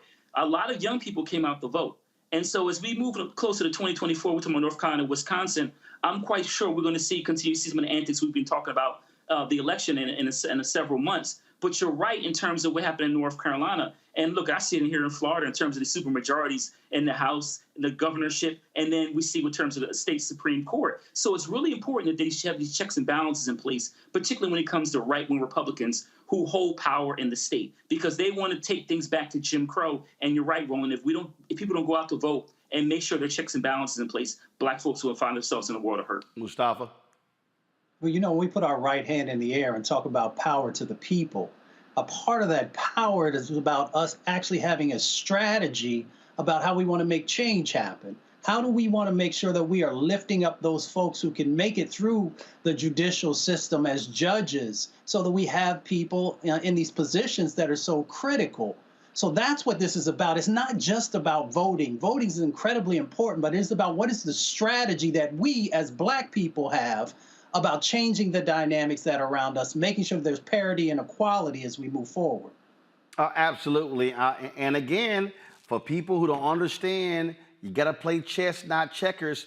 We have to understand the power of the courts. We are seeing it on the federal level. If we're not having the same focus on state Supreme Courts, on judicial races in our cities, municipal races, then we're going to be wondering why, a law was passed, but the courts found it unconstitutional. Because they are also one of the three branches of government. There's executive, legislative, and judicial. Gonna go to a break. We come back, folks. Sad news out of New Jersey. The first black woman elected statewide, lieutenant governor of the state. She passed away today. We'll tell you all about that next on Roland Martin Unfiltered on the Black Star Network. Up next on The Frequency with me, Dee Barnes, our special guest, Alicia Garza, one of the founders of the Black Lives Matter movement. We're going to discuss her new book, The Purpose of Power, How We Come Together When We Fall Apart. We live in a world where we have to navigate, when we say something, people look at us funny, but when a man says the same thing less skillfully than we did, right? Right. Everybody flocks towards what they said, even though it was your idea. Right here on The Frequency on the Black Star Network. Next on The Black Table with me, Greg Carr, we welcome the Black Star Network's very own Roland Martin, who joins us to talk about his new book, White Fear, How the Browning of America is Making White Folks Lose Their Minds. The book explains so much about what we're going through in this country right now, and how, as white people head toward becoming a racial minority, it's going to get, well, let's just say, even more interesting. We are going to see more violence. We're going to see more vitriol, because as each day passes, it is a nail in that coffin. The one and only Roland Martin on the next Black Table, right here on the Black Star Network. Hey, it's John Murray, the executive producer of the new Sherry Shepherd Talk Show. You're watching Roland Martin, Unfiltered. New Jersey this morning, the loss of Lieutenant Governor Sheila Oliver.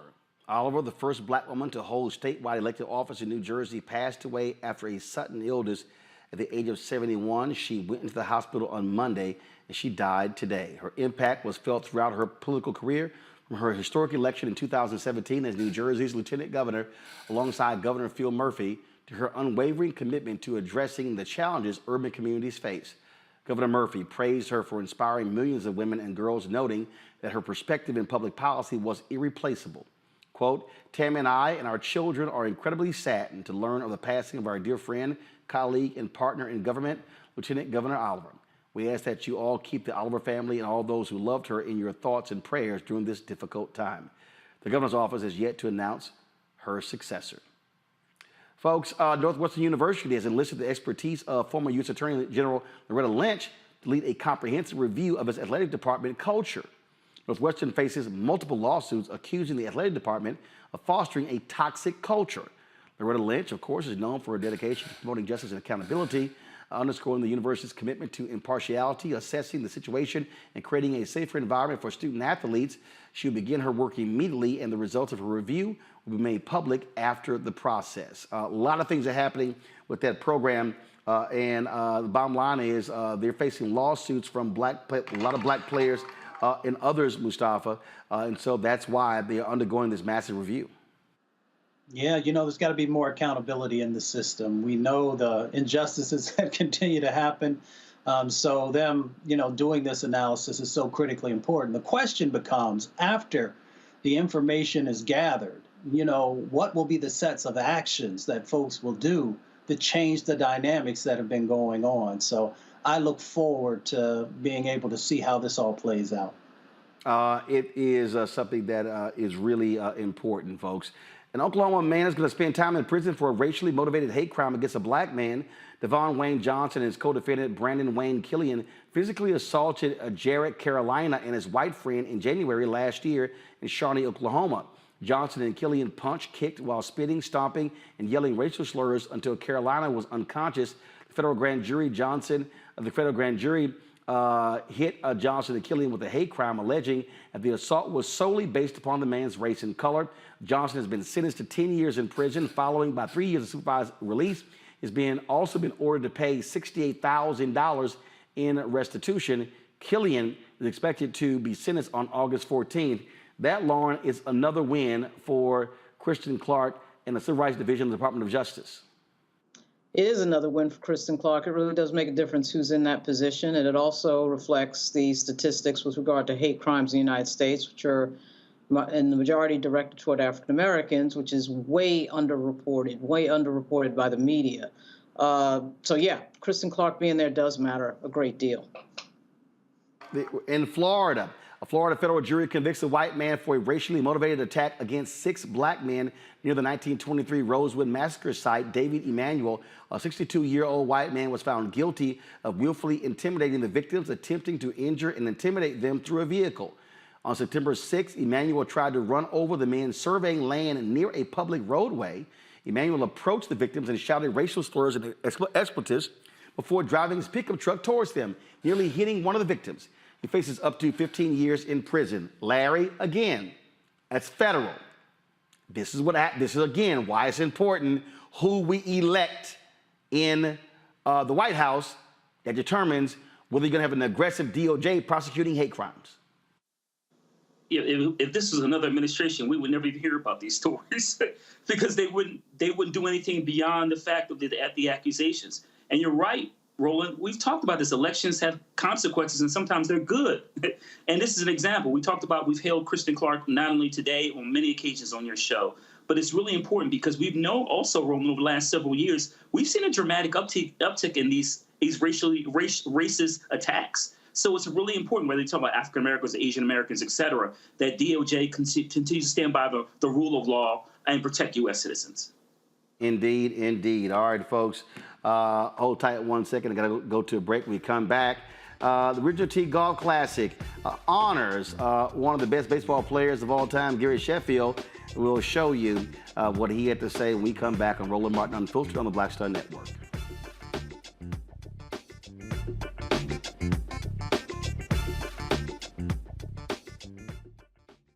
Hatred on the streets, a horrific scene, a white nationalist rally that descended into deadly violence. White people are losing their damn minds. As an angry pro-Trump mob storms the U.S. Capitol, we've seen We're about to see the rise of what I call white minority resistance. We have seen white folks in this country who simply cannot tolerate black folks voting. I think what we're seeing is the inevitable result of violent denial. This is part of American history. Every time that people of color have made progress, whether real or symbolic, there has been what Carol Anderson at Emory University calls white rage as a backlash. This is the rise of the Proud Boys and the Boogaloo Boys. America, there's going to be more of this. Here's all the Proud Boys, guys. This country is getting increasingly racist in its behaviors and its attitudes because of the fear of white people. The fear that they're taking our jobs, they're taking our resources, they're taking our women. This is white fear.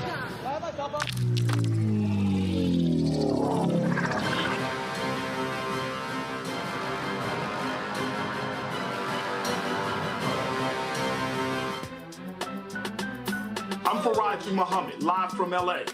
And this is The Culture. The Culture is a two-way conversation. You and me. We talk about the stories, politics, the good, the bad, and the downright ugly. So join our community every day at 3 p.m. Eastern and let your voice be heard. Hey, we're all in this together. So let's talk about it and see what kind of trouble we can get into. It's The Culture, weekdays at 3, only on the Black Star Network.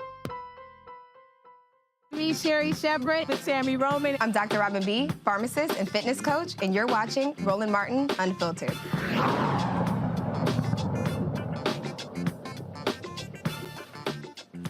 All right, folks, for 25 years, my homie Wendell Haskins has been hosting what is called the Original T Golf Classic.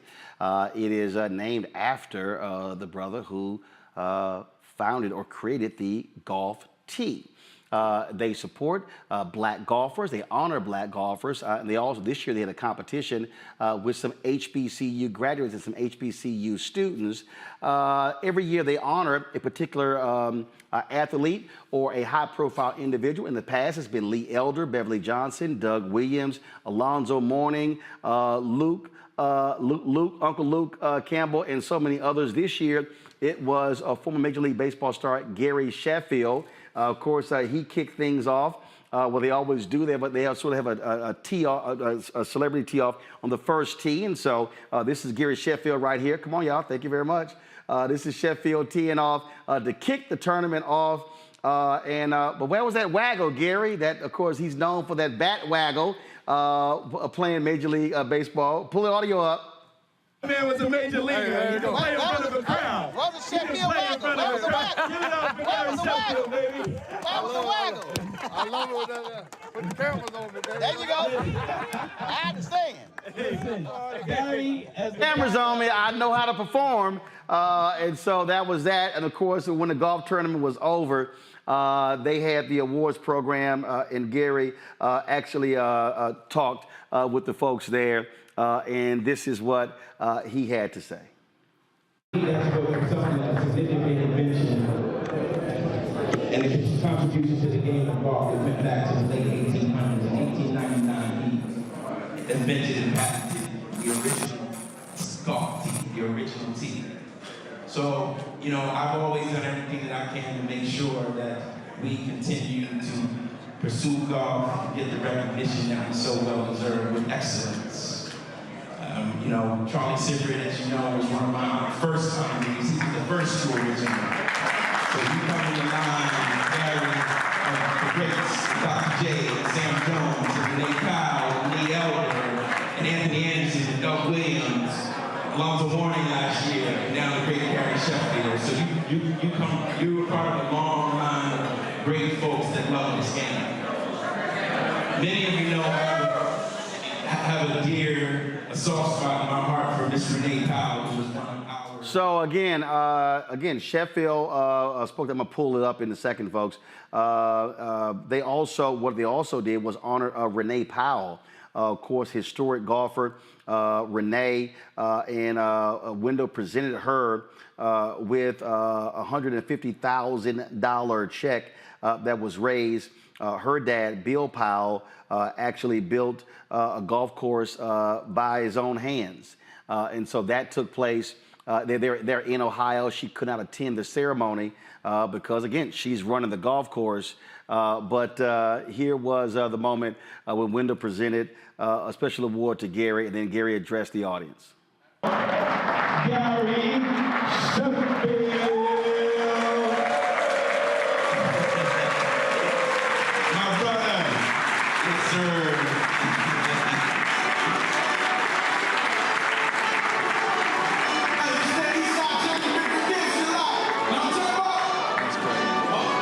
Listen, you know we always create a new award for the honoree every year. And for Gary, this is his true original award. His OTGC engraved Louisville Slugger bat with the OTGC logo saying he's the true original 2023. Appreciate you, brother. Find a good place for that at home. And after Gary speaks, I want all of my sponsors to meet Gary over there and take a picture with him and any of the kids that are here as well, okay? Gary, I'll hold it for you, brother.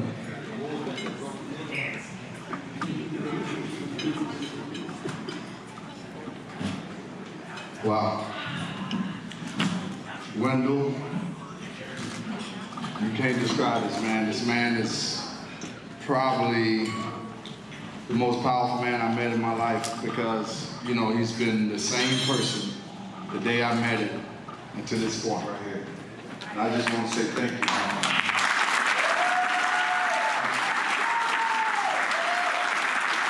And I may come off sound like a fan right now, but Mr. Roland Martin, I'm one of his biggest fans, man. I just had to get that out of the way. Man, I love you, what you stand for, how you represent us, and I just love when you debate people and you just crush it. He does a wonderful job. I just love him. But I just want to thank my friends, you know, for coming down here with me and supporting me. And you guys have always been there with me, you know, through thick and thin. Y'all know my story. Y'all know my history. And I would just say to this whole room, I met some wonderful people here. This is a great room. And this is a testimony to Wendell. And I'm just telling you right now.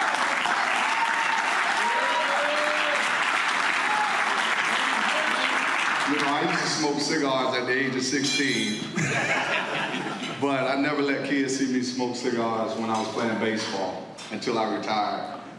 But what I learned in that journey of smoking cigars is that I met the same type of people that's in this room, chill people that's like-minded, that's trying to do positive things for the kids.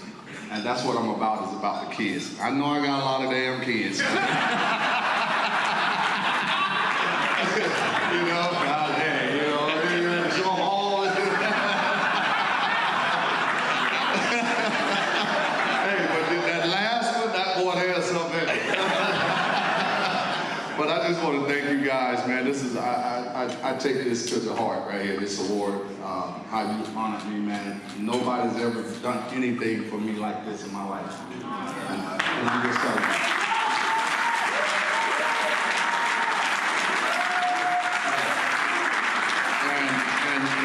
You know, I'll be honest with you guys in this room. You know, when I played 22 years in baseball, and I was an outspoken player. And I was outspoken because of the injustice that I saw when I played. And it didn't have nothing to do with me, because I was going to hold my own. They weren't going to beat me. And I didn't care what the circumstances was. I didn't care how hard it was. You know, that's what I teach my kids today. You know, I spoke for the guys that I played with in the minor leagues. And the Milwaukee Brewers, the first organization I ever played with, we had the most minority players in baseball. And we had the least amount to make it to the big leagues. And those are guys that I was fighting for. And I was just trying to put it out there for smarter people to carry it farther than I could. And that person was Roland Martin, and he carries that legacy for us. And that's what I'm thankful for. That's why I respect this man so much. He really don't know. I watch him every day. All right. But man, I tell you, man, the thing that Wendell is doing for golf and how he's bringing this home and trying to get us back, you know, get us playing this game, because it's a positive game. And I think we can play this game if we took the time to understand. We have golf courses all over the world next to our neighborhoods. If we took the time out to play this, we would be just as good in golf as we are in baseball, football, and basketball. So it took people like Wendell, when I met him, he was the first person I saw at the PGA and the only African American there.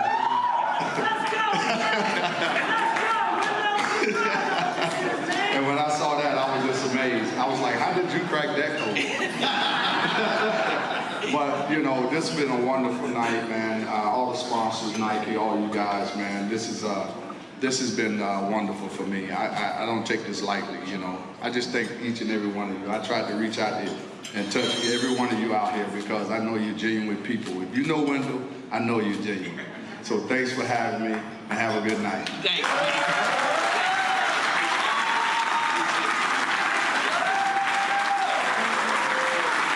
Thank you, Gary. Thank you so much for all of those kind words. Thank you very much. Gary, mind stepping over this way, and everyone with the flags. Everyone who got the flag sponsors, want to step over there and take a picture with Gary, please. Are any of the kids still in the room? Any of the kids, please come up front. That played today, participated. All right, folks. So one reason I wanted to show you that, because y'all might not remember, when Charlie Sifford was given the Presidential Medal of Freedom under President Obama, Wendell actually led that effort. And the thing here, Larry, there are so many things that happen in this country affecting African Americans, by African Americans, that never get mainstream media attention. In fact, Wendell also was heavily involved in when Lee Elder, he couldn't hit a tee shot, but a year before he died, when he was one of the ceremonial starters at the Masters. And so it's brothers like Wendell who are out there doing the work. He's been fighting on behalf of black golfers, calling out the industry that doesn't get a lot of attention. But this is also why black-owned media matters, because we can do stuff other folks won't do. Absolutely. And Roland, we wouldn't see the video or hear your commentary, like you said, anywhere else. And like I said earlier, this is why your platform is so important. And it is interesting, Roland, you made the point about, you know, obviously sports, particularly golf. You know, black folks have historically been involved in a number of different athletic endeavors. But I'm always amazed in this particular story you described today. It's always amazed at how someone like myself, who was a sports fan, that I've never heard of some of these stories. And it's really important, like you said, again, that we highlight these stories. And, you know, certainly your presence at the event, but also in the terms some of the language, some of the things that Gary Sheffield talked about in terms of what we see now. I'm an MLB fan, and that we see so many few African Americans in the sport. And it's been a dramatic increase since Sheffield retired. But it is really important that we highlight these stories in any sport, and then we make sure that we take all the steps necessary to recognize those who've laid the foundation, and also to make sure we ensure that there are more black folks in sports like golf and others. Oh, absolutely. And one of the things, again, that took place there, Lauren, there were HBCU graduates, also a sister who was from Houston. She's actually still playing at Howard University. Was a brother who was from FAMU. Amber Kirkendall, she played golf at Texas Southern University. Wendell asked me to introduce her. She's from Houston. In fact, she led TSU to their first SWAC golf championship. She is a professional golfer. She's on one of the development tours, trying to get to the LPGA. And so a lot of people out there, again, they see Tiger Woods, but the reality is on the LPGA side, you got more black women who've actually been on tour than men. Right now, you've got like 6 or 8 sisters who have made to the tour. We've gone to development tours, still out there. Again, this is Amber. She was teeing up Richard T Golf Classic. And what Wendell also does is, and this is also a huge thing, also provides resources. And so when they were playing, they were competing for money. Because the reality is when you're one of these golfers, I mean, you know, you're out there, you're trying to get paid. And Amber's swing is no joke. Check this out. Nice little draw. Right down the middle. Nice little soft draw. Okay, Amber, what you got? Straight down the middle. So she, again, it was like all different players. And that's the other piece. Golf is an expensive sport. So the ability to play in this tournament, that money can go towards being able to enter some of these tournaments. Right. And without anyone knowing about it, none of that money comes in because nobody really knows about it, which is why the media piece and the publicity piece is so huge in all of this. And it doesn't just happen with sort of sports and stuff that happens in the black community. It happens at funerals. It happens with a lot of things that happen in the black community that nobody knows about. And it's amazing to me just to think about just some of the events that we go to. And I'm always amazed to look in the back of the room, particularly at some of the larger events, and find no media at the event. So a lot of what, you know, obviously a lot of what you're showing is illuminating and filling out a lot of the history in real time that nobody is documenting, which is a really big deal. Obviously, at a moment, the backdrop being Republicans trying to erase Black history or change it into something else, which is why it's really important who tells your history. It's really important who teaches your kids history, and it's really important that you control your narrative, your information, and your history. In fact, because y'all know I'm always have my camera. Always have my camera. I'm always rolling. And so, and I think I missed the intro. Do I have it here? Do I have it here? I thought I did. So I also played in Steve Harvey's golf tournament. This was June 7th. And Sharon Page, who runs the tournament, asked me to help them raise some money, and we did. So that was a young kid, another black golfer. And again, I know some of y'all sitting out here saying, man, come on, like you and all this golf thing. But I'm trying to tell y'all, this is the kind of stuff that's happening every day in the black community nobody talks about. So there's a young brother, he was playing in Steve Harvey's golf tournament, and he might have been in Steve's group or he was playing in another different group. And homeboy was just playing. I think their team came in first or second. Well, he has about I think it was like 6 to 8 tournaments happening this summer. The entry fee for those tournaments is like $5,000 a piece. And so when Steve, we were there, we were all there in the award ceremony. And his mom was sitting next to him, and his mom mentioned, and somebody else said, hey, you know, this kid is trying to make the professional tour. He's got several tournaments, and there's an entry fee. And Steve said, well, how much is it? They said it's like 8 tournaments, $5,000 a piece. Steve Harvey said, don't worry about it, it's now paid for. And so this was the moment when the young man came up, and Steve congratulated him. Pull it up. That ain't nothing. I spent $35,000 in Vegas with these girls.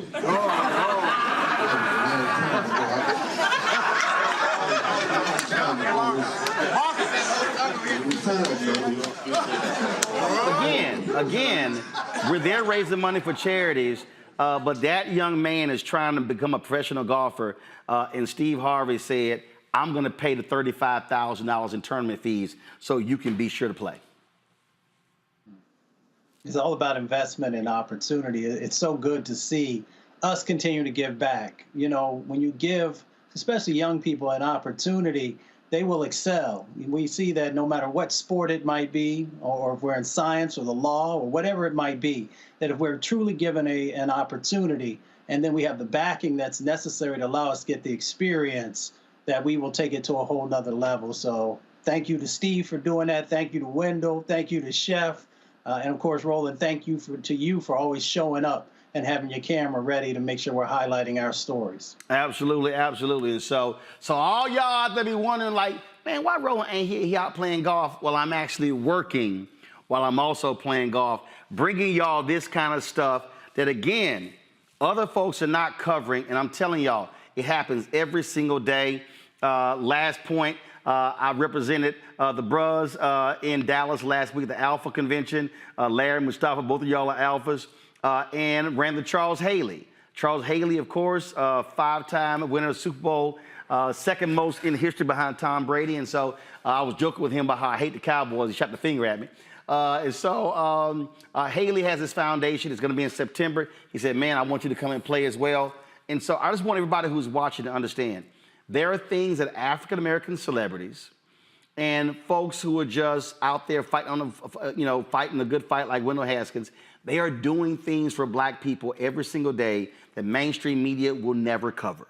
You're not going to even see in a lot of these so-called black media places. And so we believe in highlighting those stories, and that's why these things matter. And so we want to do that as well. So again, let me thank our panel, Larry, Mustafa, as well as Lauren. Thank you so very much for joining us. Folks, when you hear me talk about why your support matters, I mean that.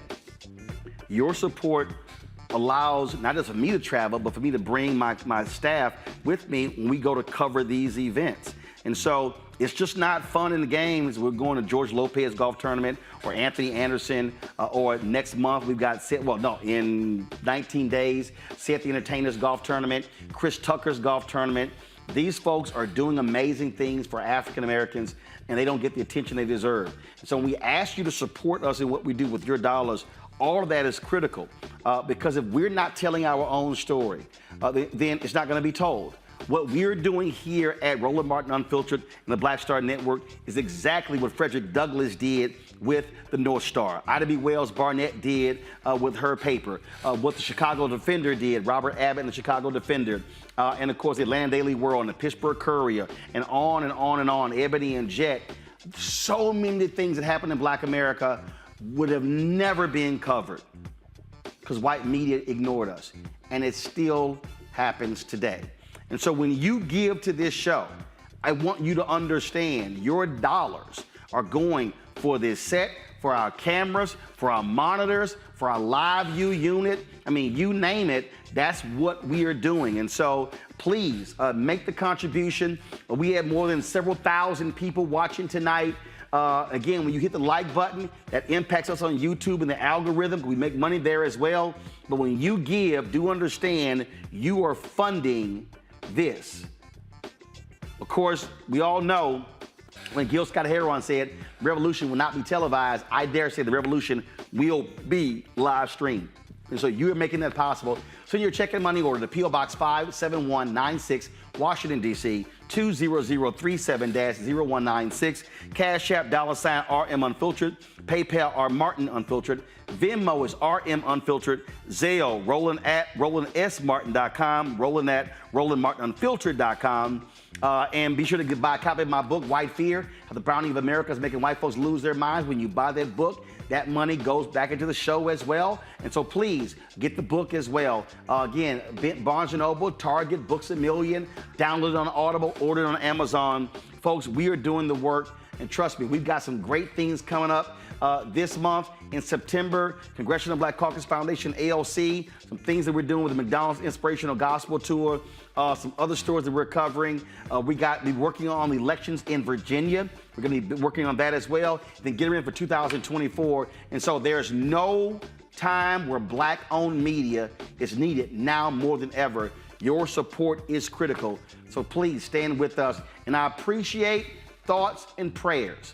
I appreciated all the brothers at Alpha Convention. I appreciated the people at National Urban League telling me to stay strong. We got you. But let me be clear. Money makes this engine work, and we need your support. Thanks a bunch, folks. I'll see you tomorrow. I'll be live from Birmingham. National Association of Black Journalists kicks off tomorrow. I will be live in the Ham tomorrow. I'll see you then. Holla! Folks, Black Star Network is here. Hold no punches. I'm real revolutionary right now. Support this man, Black Media. He makes sure that our stories are told.